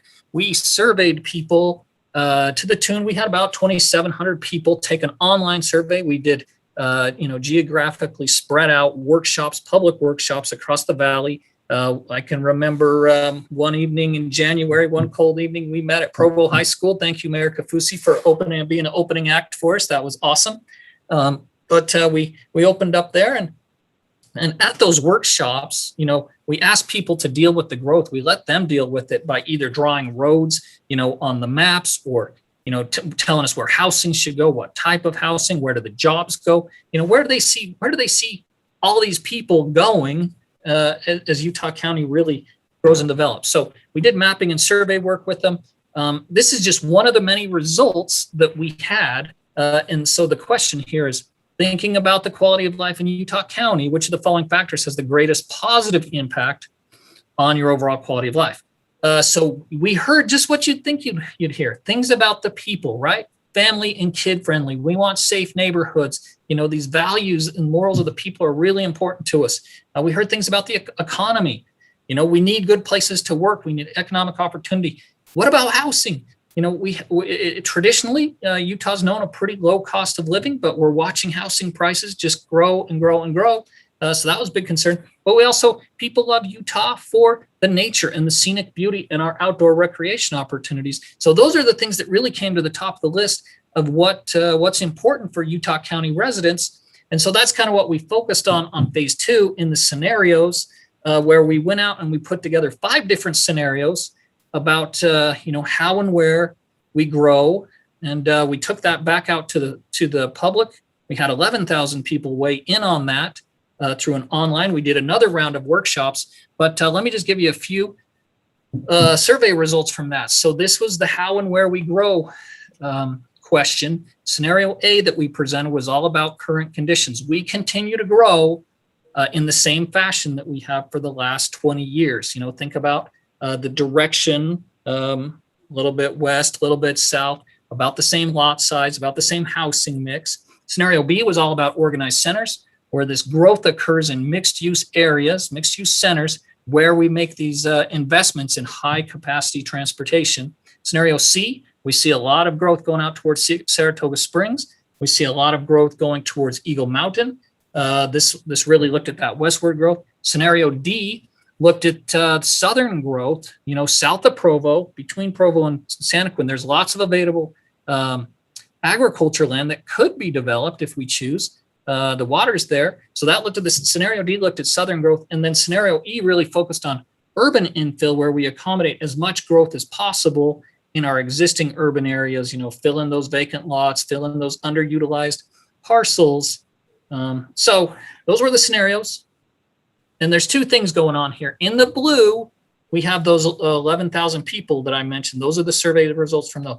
We went ahead and in the red backed it up with a random sample. We paid Lighthouse Design to, validate our responses, make sure we are correct. This is what we saw, how and where we grow. So you see a lot of support for scenario B. That was the centers style development. There's a lot of support for westward development. This was the, west development towards Eagle Mountain, Saratoga Springs. A lot of support there. A lot of support for the infill scenario. So interesting survey results there. And then when you sort that by location, same question, but by location, where you look at Orem and Provo, kind of the central part of the valley, very much they supported centers, a center style development, and they also supported infill development. But interestingly enough, they supported west development over growing south. What we really think was driving that, and I can put a map in front of us in a moment, was that we heard a lot of people say agriculture, that agriculture land to the south of us is important, not only for the food we grow, the alfalfa we grow to feed our animals, but also the open space it provides. So some interesting results there. Second question, I'm not going to go through all the scenarios, but this housing scenario I thought was interesting too. So scenario A, again, it's how we've been growing for about the last 20 years. And, if you look at the housing mix, about 70% of those homes are single family homes. That's, it served our needs well. But we asked people about two things really. How close do you want to be? How close do you want your home, your household to be within a mile of a center with daily services? So that's the number you see down here in kind of a minty color. And then we also asked them about the housing mix. So all of the scenarios, scenario A was kind of your baseline. All of them were a little bit less because this is what we heard in phase one, a little bit, more of a mix of apartments, condos, and townhomes. There's affordability pushing this. We have our urban footprint, our land, you're having to drive further and further to get that single family lot size, the quarter acres and the third of an acre. So interesting what we saw here is that, not quite as pronounced, but a lot of support for B and for C. But when we sort that by Provo, it comes a little bit more clear for the residents of Provo anyway. So this was B and E. So if we jump back, we remember that B was about 60% single family, and then E was 50% single family. So, well, that doesn't seem like a huge shift. That's a pretty significant shift in our housing stock. So what it means is that cities need to develop, developers and cities need to be developing more multifamily housing and allowing that development to happen. All right, so phase 3 is all about the vision. This is going to be the truncated version, so I'm being cognizant of time, but this is what Utah Valley said they wanted for the future, and this is, think about a vision as, even a higher level than like your general plan. This is a countywide vision, but, we're the second driest state in the nation. Sometimes we're first, sometimes we're third, but we're very dry. So wise water management was really important to people. Convenient transportation choices, the BRT that Provo Orem has recently been involved with and built, that was cited so many times as being a perfect example of a convenient transportation choice. Clean air, Provo's really doing great things with Provo. You have your that I often cite is the Provo Clean Air Toolkit, a good collection of strategies to help clear the air. A well-educated population. We have a strong economy, and what we heard time and time again is, hey, we want good jobs for our kids. We need to educate our kids to prepare them to take these, well-paid jobs that are coming into Utah. Housing options. We just talked about that a little bit. A little bit different mix of housing, more townhomes, more condos, more apartments. People want to protect that local agriculture. I'll show you a map in a moment that really highlights our growth patterns and how they affect our agriculture. But people also said that open space and our recreation opportunities are really some of the things that make quality of life great here in Utah County. And so they're really important to us. All right, so this is a very short list. If you go to utahvalleyvisioning.org, you will find the whole list of strategies, implementation strategies, but this is kind of the highlight reel. But this is about developing a network of walkable mixed-use centers. Provo, and I'm preaching to the choir here because honestly, Provo has done an incredible job with your downtown area. It's such a great place, a real sense of place. It's very walkable. So I'm preaching to the choir a little bit here, but it also entails developing market-based neighborhood solutions with multiple housing types, for those different life stages and incomes and housing preferences that people might have. This is about transportation. And I love that Provo's built on a street grid. It's that historic pioneer street grid, and it's really served Provo well. I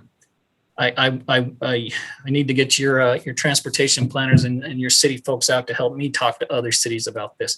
But this is about our education system. And then this is about utilizing our landscaping, the vehicles we drive, and other in our buildings to minimize pollution and help use our resources wisely. So this is a vision map that you will find. And now keep in mind, as you look at Provo, we have it identified as a metropolitan center. The only, currently probably the only metropolitan center in the state is downtown Salt Lake City. But keep in mind that those population numbers that Curtis showed early on, downtown Provo should probably take on that role as being, a second metro center in the state. It would really serve a great purpose. But so this vision map identifies city centers, urban centers, neighborhood centers, and industrial centers, all different scales of centers. But if we build in this fashion, again, Provo's a great example. If we build in this fashion, it has great benefits, to Utah County. So this is total land consumed. So if we look at the land we save, that's about 40,000 acres of land saved. So when you think about things like open space, when you think about things like maintaining miles of road and maintaining miles of sewer and water and things like that, there's just great benefits in having a smaller urban footprint, a smaller development footprint for our quality of life. So I promised that map. This is the baseline. This is if we continue on the left side, if we continue to grow and develop as we have for the last 20 years, you can see in the lighter yellow here is our current development footprint. In the orange is likely, this is a modeled scenario of likely where we will grow. So look at Eagle Mountain, just blowing up out in Eagle Mountain. Vineyard fills in, that makes sense. But look at this, people cited that agriculture is really important to them. That's what really, they really like that open space and the agriculture. But look, we fill in a lot of that agriculture. So the vision scenario is a little different. Honestly, it's a little denser. I know that's a scary word, but you can see what it does for the agriculture just south and east of Utah Lake. So the way we build, the decisions you all make at your council meetings on development decisions, it really has impacts on how we grow and develop in the future of this county. So another data point, this would be just these people said they wanted access to schools. They want to be able to walk to school. They want to be able to walk to a park, or they want to be able to walk, to public transportation. So if we build these centers, it does provide that access opportunity to a lot of different folks. So I'm looking at my time. I've used most of it, so I'll be quick here. But I just wanted to talk for a moment about a guide. this Creating Communities Guide to Walkable Centers that we are soon to release here at Envision Utah. Again, you'll notice when you do get your hands on this guide in the next few weeks, many of our examples are Provo City. So thank you for being the poster child of good development. But we talk about what is a center, about the intensity, and the type of uses that go on there. We talk about the scales of the centers and the catchment areas, and maybe what the suggested floor area ratios or the housing densities or the building heights. But so we speak to that, and what really this is just a guide to help some of these growing and developing centers deal with some of the growth challenges that they're facing as they grow and develop. So if we there's great benefits to Provo if we develop in a center style but think about if we did a region of centers, we would just exponentially benefit our valley with transportation choices, with better air quality, with better fiscal sustainability for our city. So all sorts of benefits. I think you guys know what's in a center. You're in downtown Provo. Just envision what's right outside your doors. You know what's in a center. It's walkable. It's got a complete street. But maybe an example of a retrofit is what's going on at University Mall. It was a mall. It's kind of was declining, and Woodbury Corporation has really gone in and revitalized it with shopping and with housing and splash pads and all sorts of nice amenities to make it really feel like a sense of place. So key transportation, you've got the BRT, you've got commuter rail. So things are in place in Provo. They're really looking good. Like I mentioned, you've got the street grids. It's very walkable. You've done great things with your street furniture and the landscaping and the width of your sidewalks. So a bit, like I said, I'm preaching to the choir a little bit. I pulled this example. This is could be anywhere USA, but it happens to be a corner in Provo. This is what it looks like today. With a little bit of investment in, these are painted crosswalks. We've got wider sidewalks, some street trees. Start to visualize how things change over time with a little bit of density, a little bit different uses than the pawn shops and the car dealership, and housing, bringing in housing, these rooftops, people, they purchase things, they utilize the services. It brings vibrancy and livelihood to a community. So what was once a couple of pawn shops and a car dealership, not that those are bad uses by any means, but what it could be with a little bit of imagination. So I've rambled on for a few minutes here. I would love it if you took a little bit of time and went to, you can find the vision and all these things I've been talking about at utahvalleyvisioning.org. But with that, I think final slide, I'm going to toss it back to Curtis, and he's going to finish up here with talking about the Growth and Prosperity Summit. Thank you, Ryan. And most recently, we were able to welcome our former governor as the executive chair of the Utah Valley Chamber. And under his leadership, we are assembling a Growth and Prosperity Summit for the end of October, where we will bring in panelists, speakers, and have roundtables and talk about this type of experience that we had and how we will manage this moving forward. And we would like to invite any and all that would care to participate as either a patron or be a part of a panelist, a speaker, a roundtable presenter, and talk about your experiences as we discuss the future growth of Utah County. That'll take place on campus at Utah Valley University. It's a combined effort between BYU, UVU, and the Utah Valley Chamber, October 29th. It's a Friday. Thank you for having us. Any questions that I might be able to help address, or any comments that I can help entertain? Mr. Hanley. Yeah, thank you very much. I think I was part of the discussions with this. I think it has a tremendous amount to recommend it, and I'm glad to see it come to this fruition at this point. I expressed a concern early on, and I still have that concern, and that is that there's no mention in the report about carbon emissions. There's nothing about climate change in particular. And while I think the goals are laudable, and actually many of them help with mitigating climate change, there's no discussion in the report, as far as I can see, of the front end of energy production and why it might be valuable to go with more clean and renewable energy sources. So, for example, a coal plant obviously creates air pollution locally, and if that's somewhere else other than Utah Valley, it doesn't necessarily help our air quality to convert away from carbon sources.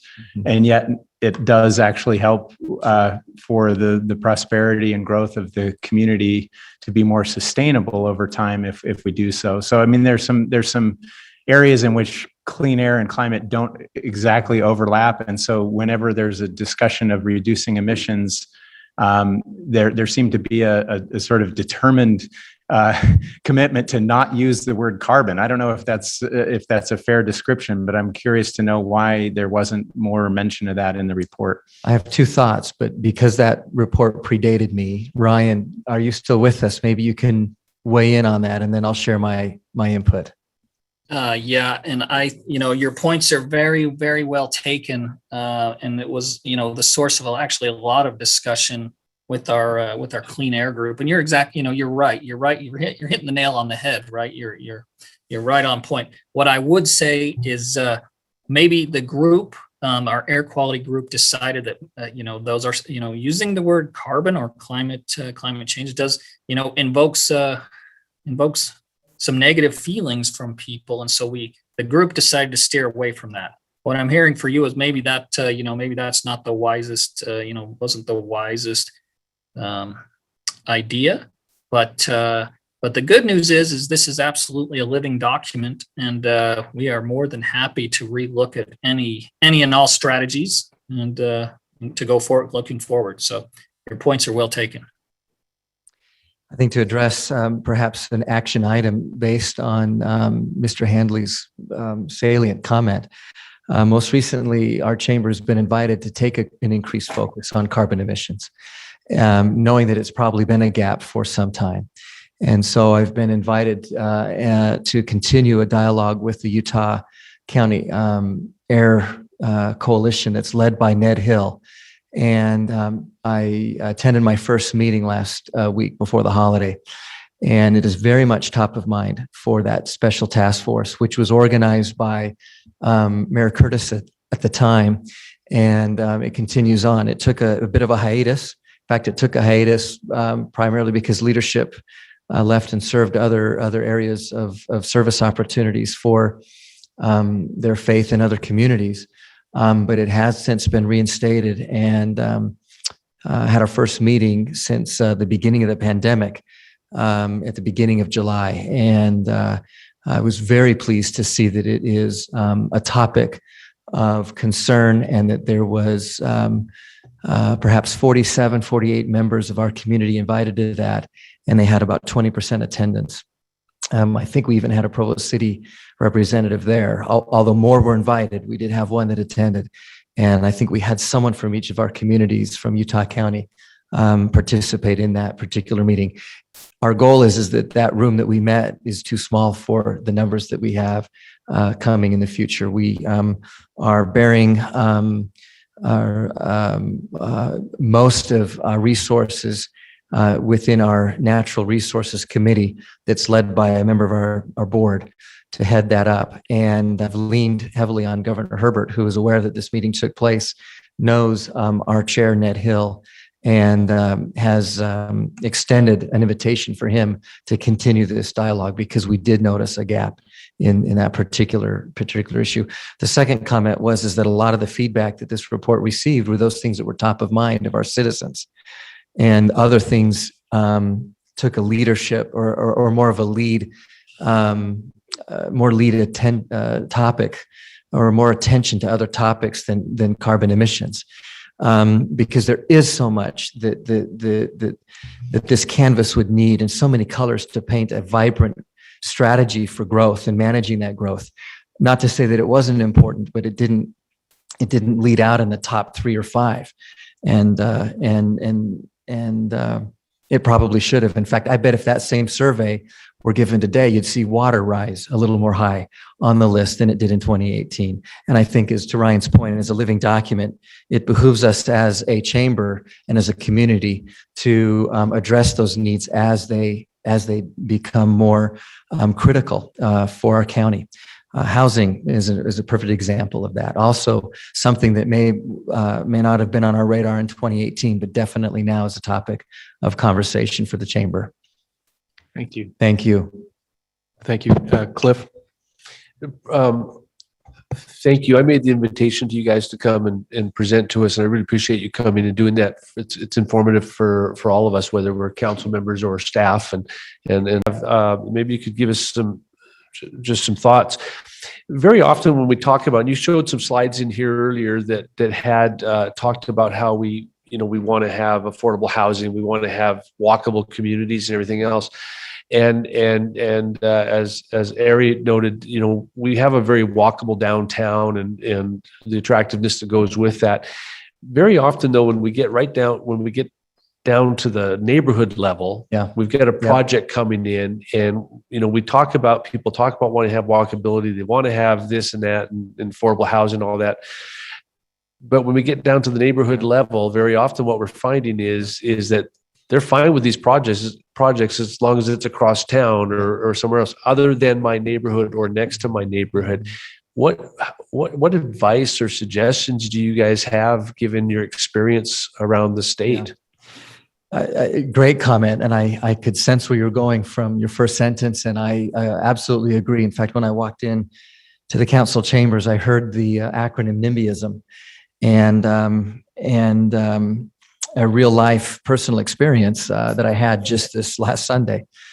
Family introduced themselves, saying that they had, grown up in Utah, left the state for a job, been there for 27 years, raised their family in California, but they're back home. They're back home to Utah. And now that they're here, let's keep what we have here going well.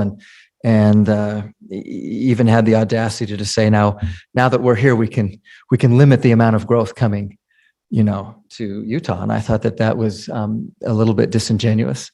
And I think that at least they were brave enough to say it.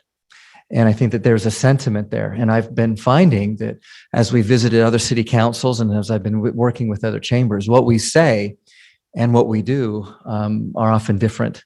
And I think that one of the goals that I have in the chamber is to help debunk the myths of growth. That is, in fact, one of our roundtables at the Growth and Prosperity Summit, is to talk about that. Because the irony of it all is the more that we try to restrict growth, the more that we put guardrails around that, the more difficult it is for the average middle-class community member to find themselves leveling up. And so the opposite actually happens, and case studies have shown that to limit growth is actually to limit prosperity.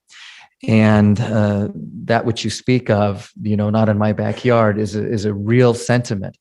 And we need to maybe perhaps look at best practices, pull in some of the research that we're doing in conjunction with Kempsey Gardner and Envision Utah to show areas in North and South Carolina, best practices that we can pull from that community.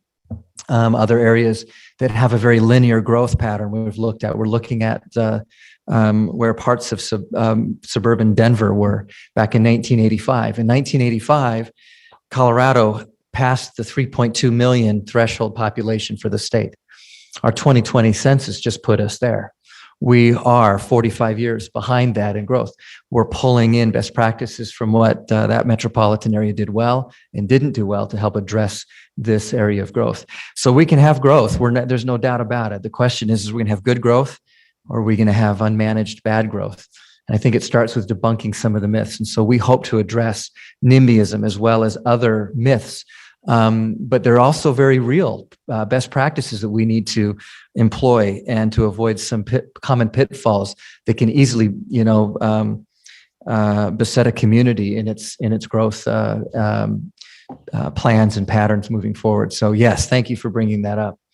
The chamber is very involved in in that kind of dialogue, because without data or without context, we will find ourselves doing the same things over and over again, expecting different results. So we have just a few minutes, but maybe one last comment or question, Mr. Harding? Thank you. Yeah, I won't ask for a response just because of the time that we have, but I wanted to thank you and Mr. Beck and Mr. Blair for the presentation. And I think this is a very important document, culmination of years of work. If it is a living document, let me just a couple thoughts on it, having read through it over the weekend. In Provo, there's only one center identified, the Metropolitan Center. And I know this is kind of more internal. We can hopefully take care of it ourselves, but I would love to see neighborhood centers also highlighted there. So it's not just we have our Metropolitan Center and then everything else, but actually have centers that are near our metropolitan. And then the other is every time I see those maps, I see a roadway drawn across the lake. And when we were talking about high capacity transit and whatnot, we want to be a center of education. We want to be a center of commerce, of business, and all of that stuff. We want to welcome the rest of the county in, but I don't think we can handle all of their cars. And so if we could make that link across the lake as transit, and people, if they really need their car, they can still drive around like they do now, but we make it really easy to get in without bringing in their car, and then make it easy to get around Provo without their car. I think that's really going to address a lot of the goals that we're trying to achieve. Mr. Harding, thank you for that feedback, and you're not alone in that. Appreciate it very much. Thank you very much for your presentation. We'll wrap that up, and thank you for your time. Thank you, Vice Chair. Thank you. Thanks all.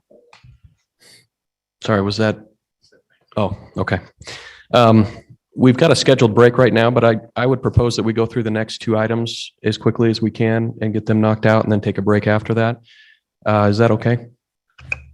Done. All right, so the next item is an ordinance updating the Provo City Code to remove gendered language and to make other minor corrections for consistency and stylistic purposes. This is Mr. Jones presenting, and maybe we can go 5 minutes on this if possible. Hopefully even quicker. Great. So the memo that you've been provided pretty much describes it. Recently, the state code and the state constitution were updated to remove gendered language. In the wake of that, there was some comments from some counselors that it would be time to do that to city code. Elizabeth Vanderwerken did the heavy lifting on this actually and did a great job going through the entire code. Just so you're aware, it's going to come to you in two pieces because we did take all of the changes to Title 14 and 15 and send them to the Planning Commission first. So those changes will come to you separately. But tonight you have on the consent agenda an ordinance to do that for everything other than Titles 14 and 15 of the Provo City Code. I'm happy to answer any questions. Thank you. Any questions? Thank you, and thank you to Elizabeth. Ms. Ellsworth. I was just going to say thank you to Elizabeth for taking that on. Appreciate that. Okay, next item of business then. This is a resolution appropriating $1,250,175 in the Legacy CIP Fund for the acquisition of land near Slate Canyon. We've got 10 minutes for this, and Ms. Tara Riddle, Property Manager for the city, will be presenting. Thank you for being here. Is this a lot taller than I remember? Okay, well, on tonight's council agenda, we'll be asking you to approve an appropriation of funds for the acquisition of some property down in Slate Canyon. The subject property is comprised of 2 parcels with a combined acreage of just over 29 acres. So for several years, the city has made it a priority to acquire parcels that would help preserve the city's foothills from development as properties become available. In recent years, we have acquired property around Rock Canyon and other parcels around Slate Canyon to provide access to trails and to protect the open space. When we were approached by the owner of the subject property, there was interest in acquiring this open space, particularly because of its proximity to the Bonneville Shoreline Trail and the Slate Canyon Trailhead.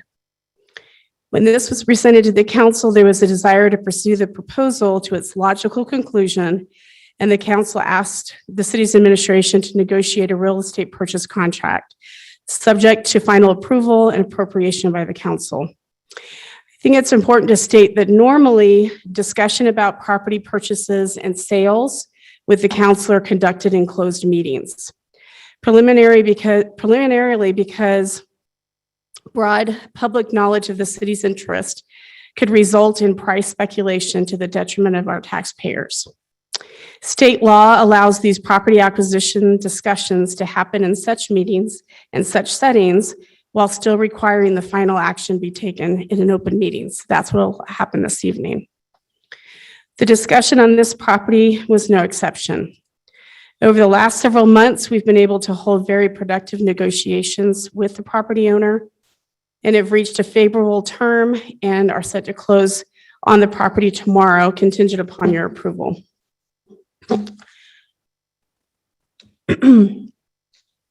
So this property was the subject of a development proposal several years ago. A preliminary plan application was submitted that called for development of a number of homes, about half of which were located on an elevation that would be outside the city's water pressure zone. Accordingly, the staff rejected the application, but offered to work with the developer on a plan for fewer homes, all of which would be at or below the elevation that would provide adequate water service.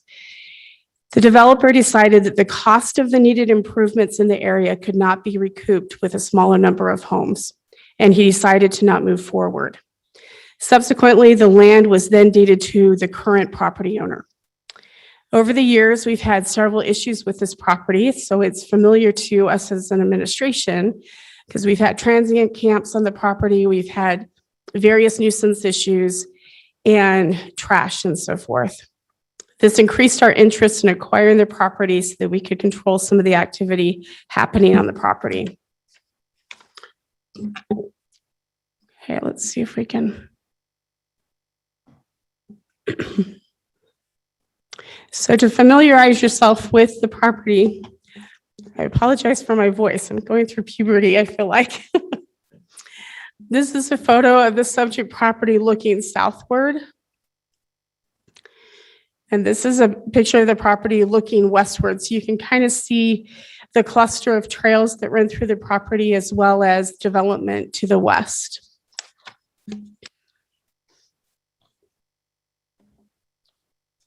This property is ideal for acquisition because it provides an opportunity to create a clear routing of the Bonneville Shoreline Trail that would maintain elevation and follow a comfortable contour for hikers and mountain bikers. It will provide us with an opportunity to restore the disrupted hillside to a more sustainable slope and vegetation. It will also provide future open space with recreational purposes. So following the directive of you, the council, we adhered to the process of property acquisition, which included getting an appraisal report. So the appraisal report that we had ordered indicated a value of $930,000. We presented that appraisal to the seller, at which time he opted to have an appraisal of his own done. And his appraisal came in at $2,270,000. He provided us a copy of that appraisal report, and we found immediately that a lot of the comparables were not really comparable to the property. Several of them were flat farmlands down in the Mapleton area. And the seller did acknowledge that that value was probably off considerably. So because of this abnormal large spread between the two values, we decided just to sit down with the seller and negotiate out something that would be attractive to both the seller and to the city. So we arrived at the value of $1,250,000. The seller still felt that that was a little bit low, but was willing to sell at that price if we gave him a couple of assurances.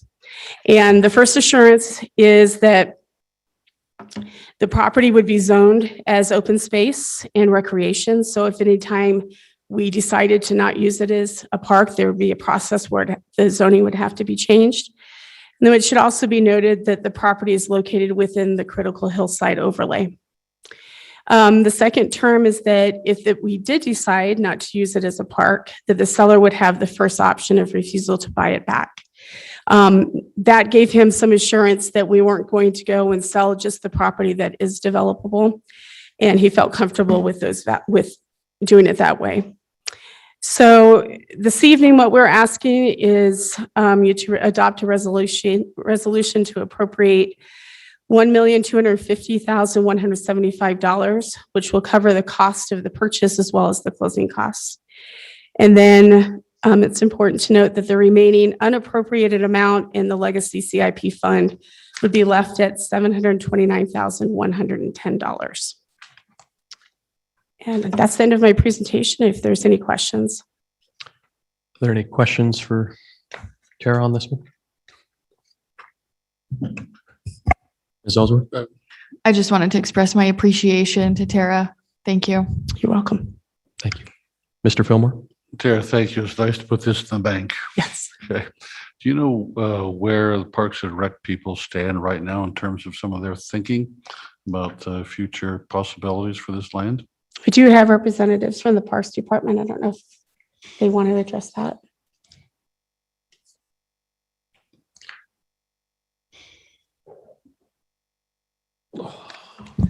Thank you. There'd be many opportunities at this site. First and primarily would be to align officially the Bonneville Shoreline Trail through that property. There's also space there for sport courts, off-leash dog park type areas, just about any type of park amenity you'd want to see, and also natural areas that would probably want to keep in a native type environment. There's also the disturbed hillside that could be addressed at some future time. There's just a lot of opportunities for even other departments to get in, and if there's any public works opportunities to establish facilities there as well, the property would be available for that. Okay, it's sufficiently vague, but Doug, I'm guessing is that you guys are brainstorming on a lot of possibilities right now. Yeah, and we'd probably want to start the park development, the community-wide park development and design process over again. Yeah, great. Up in that area. Good. Look forward to hearing back from you. You bet. Thank you. Mr. Harding? Just a quick response to that. I'm glad that we have lots of opportunities in the future, and I just hope that this gets treated as a part of our full system and just with our level of service, and we look at it as we do other parks throughout the city. Thank you. Thank you. Mr. Hanley? You may be able to answer this with a nod, so you don't have to come up, but is this going to be part of the revision of the master plan for Slate Canyon? We'll include this property. Perfect. I mean, I think just as a statement to the council and to the public, this means we're investing in Slate Canyon in a more serious way. And of course, it will require money to do all the things right by Slate Canyon that now are even more available to us than they were before. So we are going to have to put our heads together to solve those problems. But I think we'll look forward to that revised master plan as our guide to move forward from this point. And thank you, Tara, for the negotiations and the conversations and making this happen. I think this is a tremendous victory for the city of Provo. Mr. Handley's follow-up comment, I think, made it clear, but just for Elizabeth in the record, I'll note that Mr. Robbins gave us a thumbs up to Mr. Handley's question. All right. Other questions for Tara or Mr. Robbins? All right. Thank you so much. Appreciate your time. All right. Let's go ahead and take a break right now. Let's go ahead and plan on meeting back. Let's go to 50. So you've got 7 minutes. And let's meet back at 10 till. The recording, this meeting is being recorded. The recording has stopped.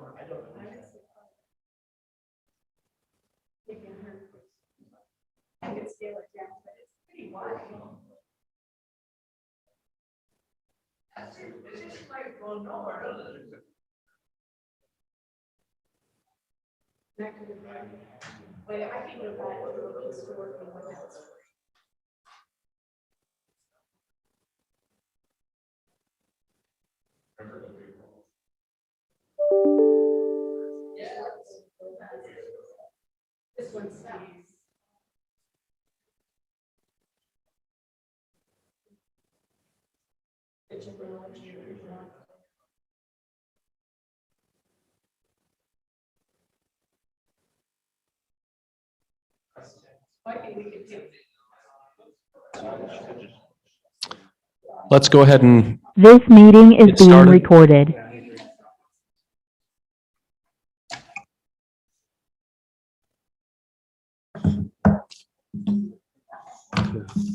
let's get it going. All right, our next item of business is a discussion regarding the council's priorities for future appropriations from the Legacy CIP Fund. This will be presented by our Executive Director, Cliff Strachan. All right. Thank you, Mr. Chair. The Legacy CIP Fund earlier this year received about $7.8 million in the fund, which has been used for a variety of purposes. You can see on the list there. Today, you just heard a preliminary presentation on the appropriation for the Slate Canyon land that you'll see tonight as a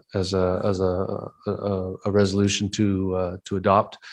And then I wanted to point out that a couple weeks ago, I guess almost a month now ago, the Foothill Committee adopted a motion recommending the council that funding be allocated from the Legacy CIP Fund to pay for that Slate Canyon property, and that further funding be allocated to expand the scope of the general plan consultancy to include the foothills and canyons, rivers and lake and gateways. And Gary McGinn and his staff estimated that that cost would be about $300,000. And so that's one request that's not officially before you, but somewhat officially before you. So we just talked about this one. The long-term planning items, about $300,000. George, do you want to add anything to this request before I move on to other things? I mean, if there are any questions, I think we're all clear that this was essentially to take place after the general plan and the sustainability plan were created and hopefully approved. So that would take priority. These were sort of after that process would ensue, but it was with the same resources that we have available right now and taking advantage of the work that they had done to do all that preliminary work so that this could be a little more expedited. Okay. So let me slip back here. If this item were to be adopted, as well as the Slate Canyon land, there's approximately $429,000 left in legacy CIP funds to be allocated and appropriated. And so staff went through and took a look at a number of things to try and find where that money might be best spent. So we asked some of the departments to give us some information on what they thought would be useful for it. And I'm going to go through each of these really quickly. The items that we picked generally try to adopt, satisfy some of your priorities. Obviously, the one talks about general plan, sustainability, conservation, preservation, et cetera. And then there's some element of economic development when you address gateways, for example. So as we look through these requests, We went to see if they matched anything in the 5-year CIP and also within the fiscal year 22 supplemental. And so the first group I'm going to show you is from Public Works. Public Works has a number of projects that they suggested, sidewalk projects for safe sidewalk program.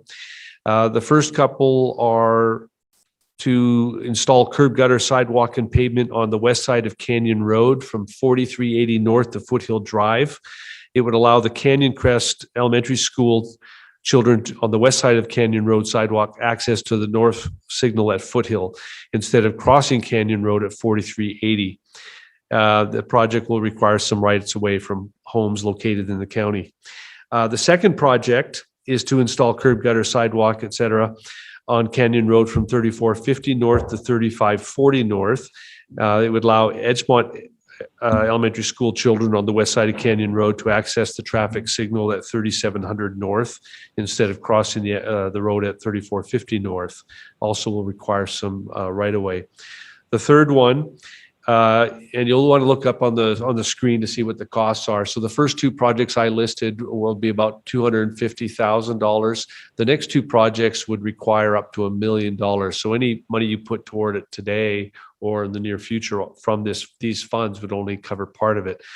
The 600 South sidewalk is curb gutter, sidewalk, and pavement on the south side of 600 South from 1100 West to 1600 West. The school children at Sunset View Elementary School would benefit by providing the sidewalk to the school crossing for those living in the new Kelshaw development, and it would allow the existing crossing of 600 South at 1100 West, which is not stop controlled, to be switched to a crossing at 1100 West, which is stop controlled. The next one, 2230 North at 250 East. Project would be to purchase a single family home, realign 2320 North and 250 East to align at a single intersection and install a traffic signal. The signal is warranted due to vehicular movement and safety and would provide a safe crossing for school children at Centennial Middle School and Rock Canyon Elementary School. The next one had to do with Slate Canyon road improvements. You may recall sometime in the near past, we talked about traffic calming issues up in Slate Canyon Road. This would provide traffic calming treatments and aesthetic improvements on Slate Canyon Drive to reduce speed and improve safety among the corridor. Improvements will include 2 traffic circles, some enhanced landscaping, curb extensions, and improvements as identified by the engineers. Now, my understanding is this will take more than $400,000. It's available, but it gets you along the way. Center Street improvements. This project would implement incremental improvements toward the vision outlined by the City Center Policy Intent Statement that was adopted by the council. Final projects for this fiscal year will be forwarded by the TMAC committee to City Council, and will anticipate temporary measures to test functionality and solicit feedback for future treatments on Center Street. I'm going to switch you to the next group that you might want to consider. And by the way, I've invited all these smart gentlemen and women here to help answer your questions if you have any on these projects. Parks and Recreation focused on a couple of things, particularly the Bonneville Shoreline Trail development. It wasn't in the CIP that we could find. It wasn't in the supplementals, but the estimate's about, I wrote 4, I think I flipped those. Nope, they're both 400,000. So my mistake. Trail work design would use the full $400,000, $150,000 for a master plan, $250,000 for earthwork to cut trail, do grading changes related to the trail. With the new possible land acquisition in the area, a new reset of this design master planning is necessary, and users are anxious to see a logical Bonneville Shoreline Trail tie-in now that the property is, when it's acquired. Funding for easement for a North Trail would be a catalyst for negotiations of other property accesses. The BST has access and continuity issues north of Rock Canyon. The funding could be a starting point or a solution for new easements through private property. Group event pavilion at Timpanogos Golf Course would also use the entire $400,000 for a large pavilion and cart storage building. And they wanted me to point out, and electric cart next to the golf course facility. Is that correct? Okay. The project would involve additional golf course capital funds. Their high use numbers dictate additional cart storage and large event management, and neither are in place with the current course. Then we moved to, we wanted to look at what was in the unfunded supplemental list. And what we looked at primarily were the one-time funds that were being requested. Most of what was in the rest of it were ongoing expenses that, you know, we didn't think it would be appropriate to bring to you proposals that might tie us into ongoing expenses down the road. So these are what we focused on. Parks and Recreation had two items. They had an aspirational item to upgrade and rejuvenate the Veterans Memorial Monument and surrounding area at the Provo Cemetery. And that was about $684,000. And then their other aspirational one was for the Covey Center, $25,000 for a studio stage remodel.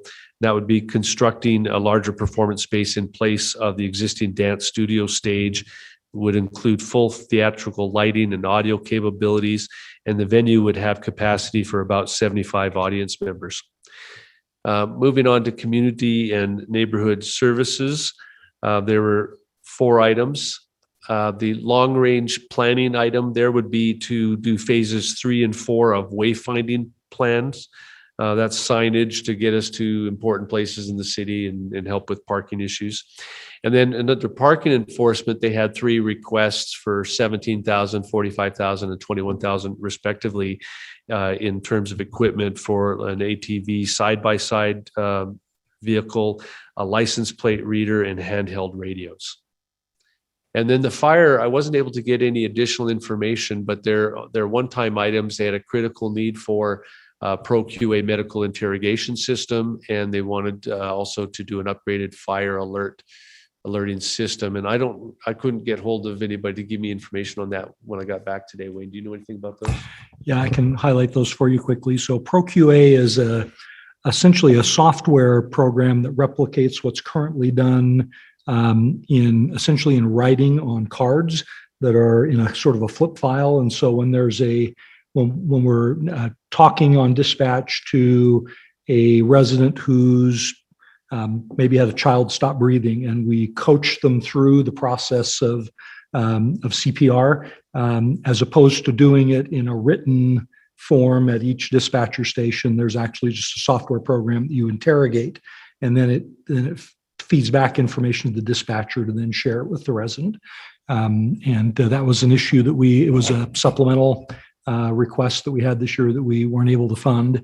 And then the upgrading fire alerting system really is about sending out the tones and message from dispatch center to fire stations. And so it's their system is old and antiquated, hard to get replacement parts for. And so this would essentially build a new fire alerting system for all of the fire stations as it interconnects with dispatch. So it gets a little faster, gets quicker information to them as they're getting in turnouts and getting ready to head out the door in a fire engine. Can I ask a follow-up on that? So this is me going off memory, so that could be dangerous. But it seems like when we had a presentation on the fire master plan, there was some software that they needed that would help us to be more efficient about who we sent and when we sent as well. Is that the Pro QA as well? That's part of that as well. Right? Seemed like a significant efficiency issue. Yeah. Okay, thank you. We're with you on that. So, I mean, I know there's a larger sum of money that we're anticipating from ARPA. Is that the right acronym? Yeah. That has pretty direct guidance about, for example, infrastructure being one of the areas that we can prioritize. So I'm wondering if you have some guidance about, I mean, I'm thinking about the CIP. This money we had sort of decided in the previous conversations with the administration, although, you know, I don't know that there was any binding obligation to this, but the idea of legacy funds was that we were thinking about things that would have sort of lasting public impact in a I don't know how the administration might want to define what they meant by legacy, if that's I'm sort of spitballing it here, but I guess my question is, as I'm looking at all these different wonderful and needful options, which ones of those would qualify as sort of legacy as we had decided, and which of these might be better suited for later monies that we can be discussing at a later point. Right. Kelsey, are you the expert in your office on ARPA? Would you come up here and answer some of those questions? So we typically, as I went through all this, we left off projects that we thought might be ARPA eligible, but I haven't kept up with latest changes in any ARPA guidances, and I think a lot of the projects that we've got listed available would not qualify for ARPA, but that may have changed. I think that's probably an accurate summary at this point. Just so you know, the Treasury Department is accepting comments on their ARPA guidance until July 16th of this month. And then after that, they'll be reviewing all of those comments that they've received throughout the country and then issuing their final guidance. So really what they have out there is subject to change at this point. So we haven't really committed to any specific ideas. I'd say for infrastructure, water and wastewater projects are definitely more in the safe area of things you can maybe look toward. Everything else seems to be a little bit up in the air at this point. Can I add a comment or question? Maybe you want to clarify. It was my understanding that the legacy CIP was determined to be used for legacy projects by the administration, and that the council did not have a specific policy statement or determination that that must be used or should be used for legacy projects. So this council could determine that we don't necessarily want to use it for legacy, quote unquote, projects. Is that right? These funds, I guess the question would be whether you take them out, but I think if you look back on this original list, the fact that the council has adopted 4 of those recommendations already, you've already, in essence, approved the use of these for legacy purposes as they've requested. Now, yeah, with the last 729,000, if you wanted to, you could probably make those changes if the council wanted to use it in some different direction. But my caution to you is just to remember it is one-time money. And I would not suggest you use it for long, ongoing purposes. Mr. Chair. Mr. Filmer? Yeah. The reference to those projects that might be safe for infrastructure, like sewage and so on, I assume that would apply to some of these public works projects, sidewalks and roadway. My initial look, I've looked at this a couple times, and I don't see how they fit in, and I don't think Kelsey would agree, and I see Isaac's nodding his head negative, that we're not seeing that some of these projects would qualify. Most of these projects would not qualify under what we're reading as ARPA. Really, even though they reference sidewalks and roadways, that seems like infrastructure to me.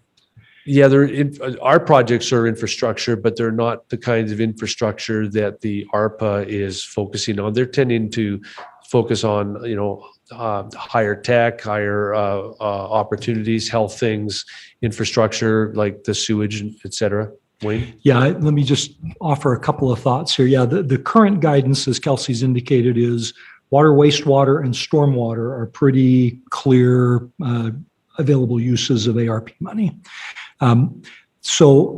As we've talked to some other cities, one of the things that's in the ARP, and again, we're kind of waiting for further guidance on, is relating to populations who were disproportionately impacted by the pandemic. And so again, some cities are looking at that as homeless populations, maybe one of those. They could be qualified census districts, which might open the door for some road and sidewalk and other kinds of infrastructure.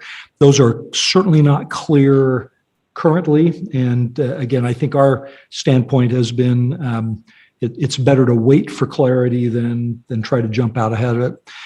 The other component, which we've heard, and again, we have not yet, not sure where this is going to land yet, but as you know, the Republicans and Democrats have been talking about an infrastructure plan at the federal level, which would bring hundreds of billions of dollars more to the equation.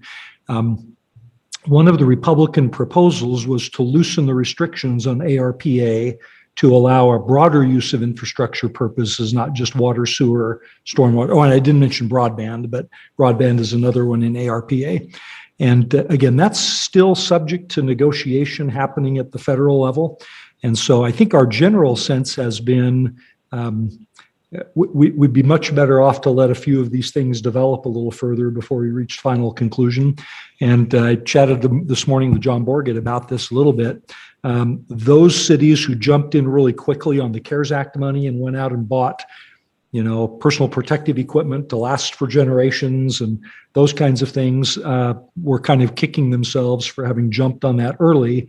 Once Treasury guidance came out and said you could use it for reimbursing the city for public safety payroll during the pandemic. And all of a sudden they're saying, wow, I wish we hadn't spent all that money based on preliminary guidance. And so as rapidly as things are developing at the federal level, our general sense has been to not make any assumptions about how those funds could be used, except for what we know definitively today, which is water, wastewater, stormwater, and broadband.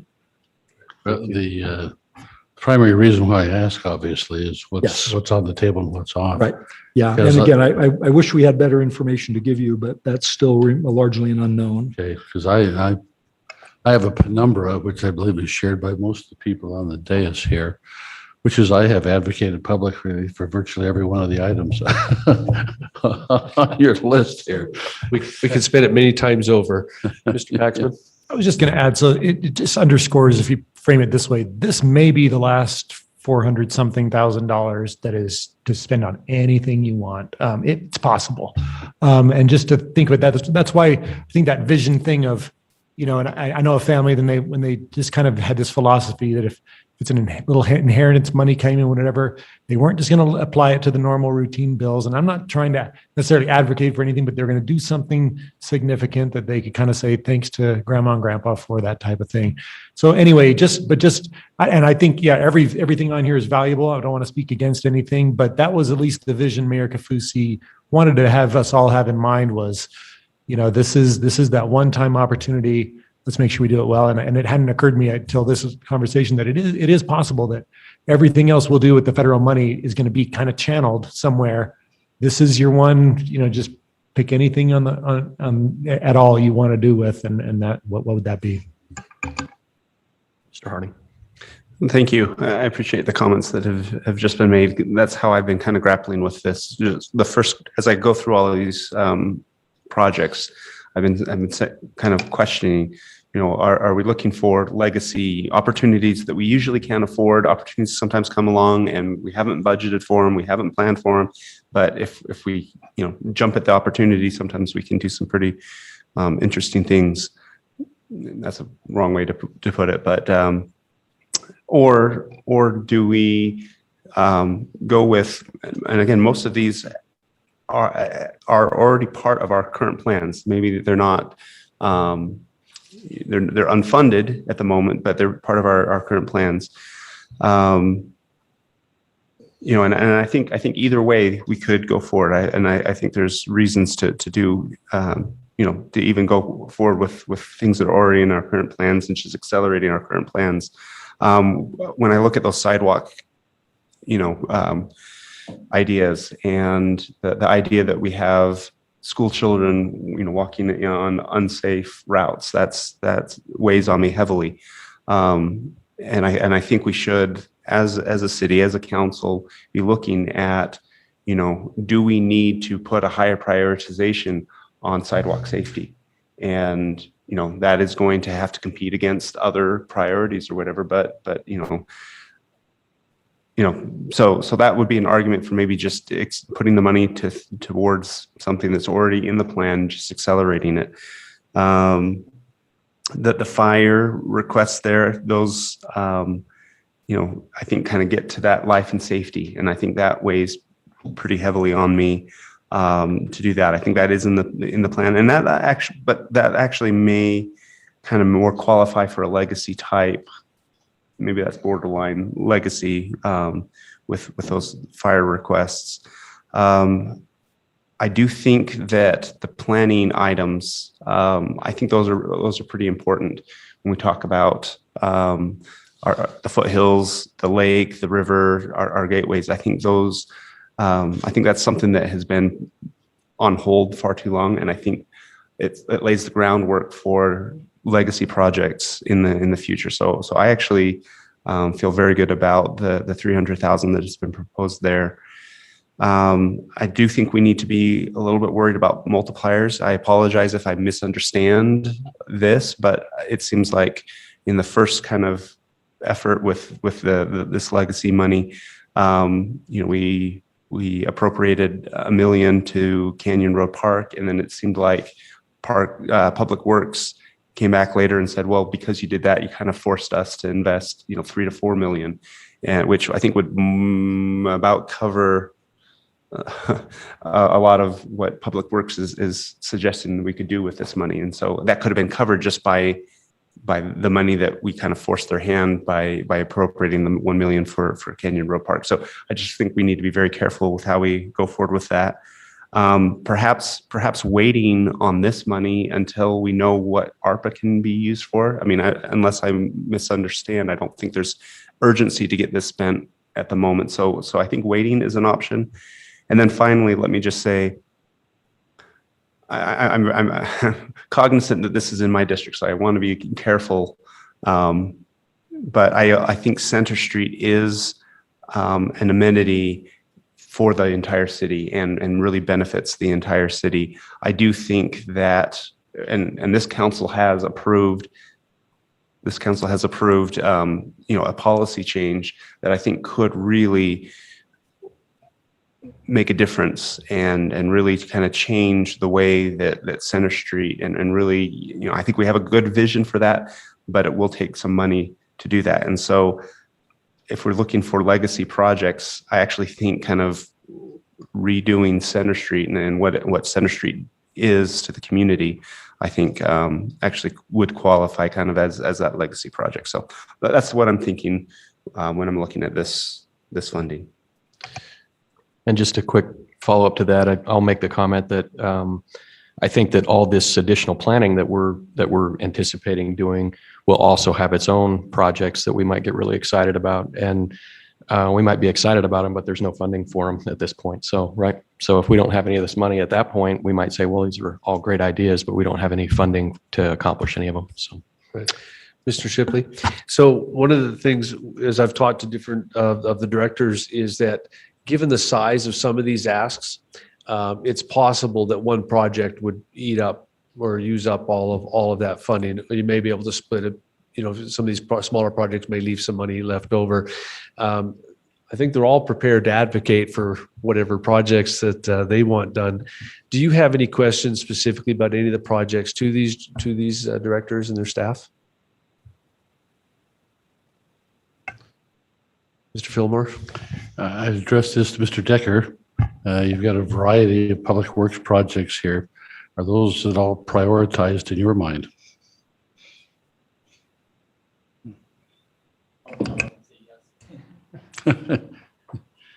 Yeah, Cliff asked us to prioritize them, and I want to make sure that the council understands they're very close, and many of them, if I had to put a score next to them, they're very closely scored. But one of the council members mentioned pedestrian safety is one of the issues, and I have a tougher time, particularly with younger, residents having to deal with dangerous situations, and that pushes some of the sidewalk projects a little bit higher from a priority standpoint.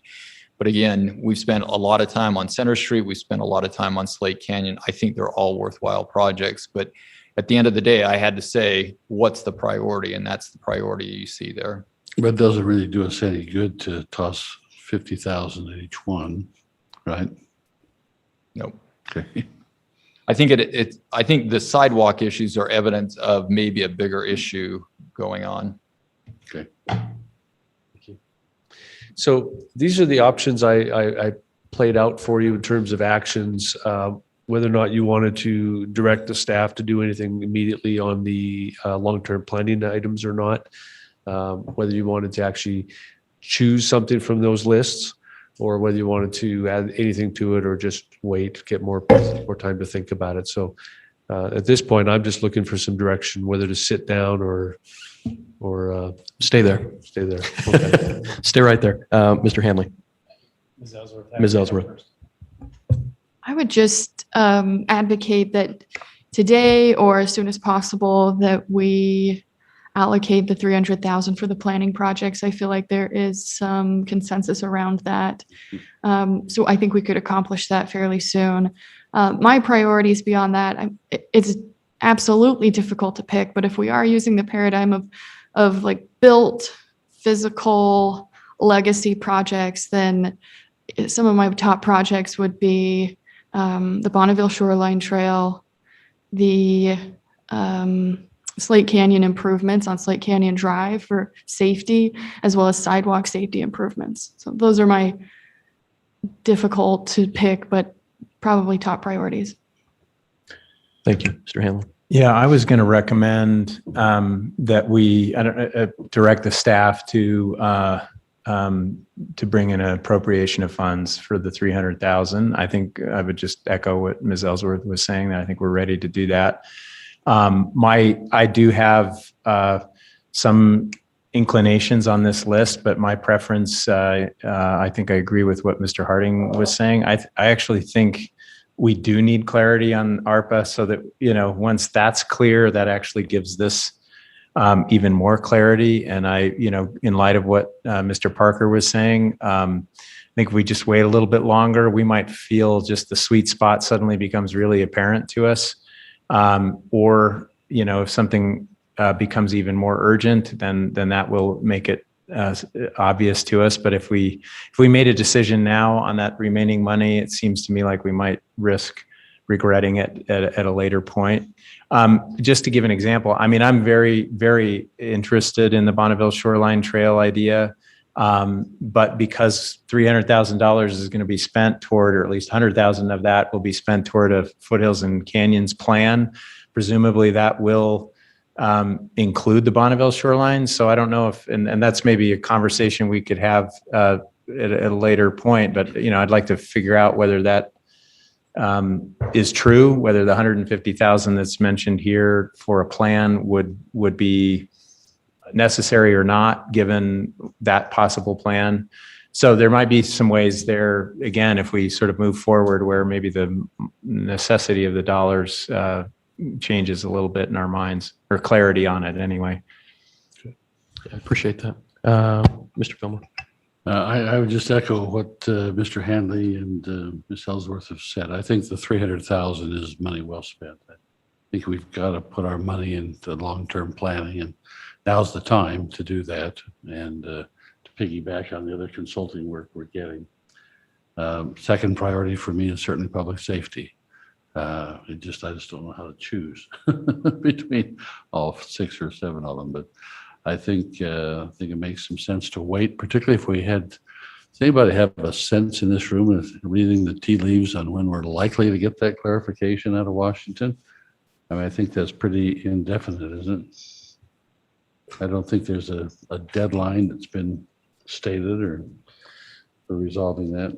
The only deadlines that I think are set in stone right now are the ones of where the money has to finally be committed and spent. So, and that's still a ways off. Okay. Chair Sewell. I'm supportive of the money, appropriating the money for planning. And other than that, my top priority would be the sidewalk safety, particularly in the areas where there's schools nearby. So sidewalk safety for children, and I'd be willing to move ahead with that in priority that Public Works has indicated in that order. Okay. Dave, what is the timing on if they funded sidewalks, is it important to get it done now, or is it something that can be done over winter, or do you need summer season?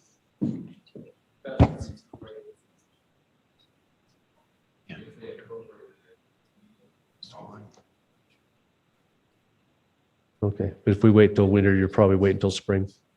Okay. So what we would request from the staff level in order to do any action is if you, I've heard a number of support on the long-term planning issue. If that's something you'd want to move on sooner than later, I would recommend a motion to bring it, an appropriation back to the council. Mr. Harding? I'll move that we request that staff bring forward a proposal to for the long range planning at 300,000, and that that would be my motion. Mr. Harding, you didn't mean a proposal, you meant an appropriation, is that correct? Yes, if yeah. Okay. Yeah. Thank you. I'll second. So that was a motion by Mr. Harding and a second by Ms. Ellsworth. Any discussion for that particular motion? I think we can go ahead and vote on that, right? So let's go ahead and vote. All in favor, raise your hand. Does anyone see Travis? Travis says yes. Thanks, Travis. So that's unanimous. So how soon can that be brought? Probably within a couple of weeks, I would think. Okay, that's excellent. So further discussion on prioritization for today. I mean, we've got just a few minutes, but is this something we want to just reschedule for another work session again to go through it? Maybe when we have some clarity on ARPA again? Ms. Ellsworth? Yeah, I was just wondering if staff feels like they have enough feedback from the council to. Yeah, so so with the appropriation coming for the 300, there's still 429. We're perfectly happy to wait or perfectly happy to bring it forward when you're ready. What I would suggest if you're not, if you want to just wait and bring proposals to leadership when you're ready, we can address those when the leadership's ready for it. So are the minutes from this meeting enough, though, to her point, to have some more specific things? Like, for example, with 429, what does that mean when we talk about sidewalk safety, for example, if we were to prioritize that? Well, right now, what I would say to you, without a motion, and because of you're asking us to come back with an appropriation at some point, I would say if you want us to act on it in terms of an appropriation, then make a motion to appropriate for one of those projects. If you want further information on any specific project, I think just tell us. Okay. If you would like these directors to come back with their best proposal and hit you up with that, that's fine too. So the call's out. If any of you as counselors would like to see more specific information on any of these, let us know, let staff know, and then we'll see this again in a work session. Any other comments or questions for Mr. Strachan? And I would just like to thank all these directors and their staff. They were really great in pulling this information for us. Thank you. And while we've got directors here, just a big shout out for the Freedom Festival support, the parade support. City employees were just awesome. I mean, that couldn't have been pulled off better. Multiple people just said how awesome it was and how organized it was and clean. I mean, that's a feat to clean up after and before something like that. So just appreciative of all you're doing and the support that we had for those events. So thank you very much. All right, that ends what we have on our agenda for the work meeting. We do have a request for a closed meeting. So I think, Brian, we need an explanation on that. Yes, there has been a request for a closed meeting for the purpose of a strategy session regarding the acquisition of property. That is appropriate under the statute, so it'd be appropriate this time to move to close the meeting. Do I have a motion to move to a closed meeting? Thank you, Chair Sewell. So moved. I'll second. Okay. Any discussion before we vote on that? Yes, Elizabeth. Second was George Hanley. All right, so let's go ahead and vote. All those in favor of moving to closed session? Okay, appears unanimous. So we'll go ahead and move to closed meeting. Thank you.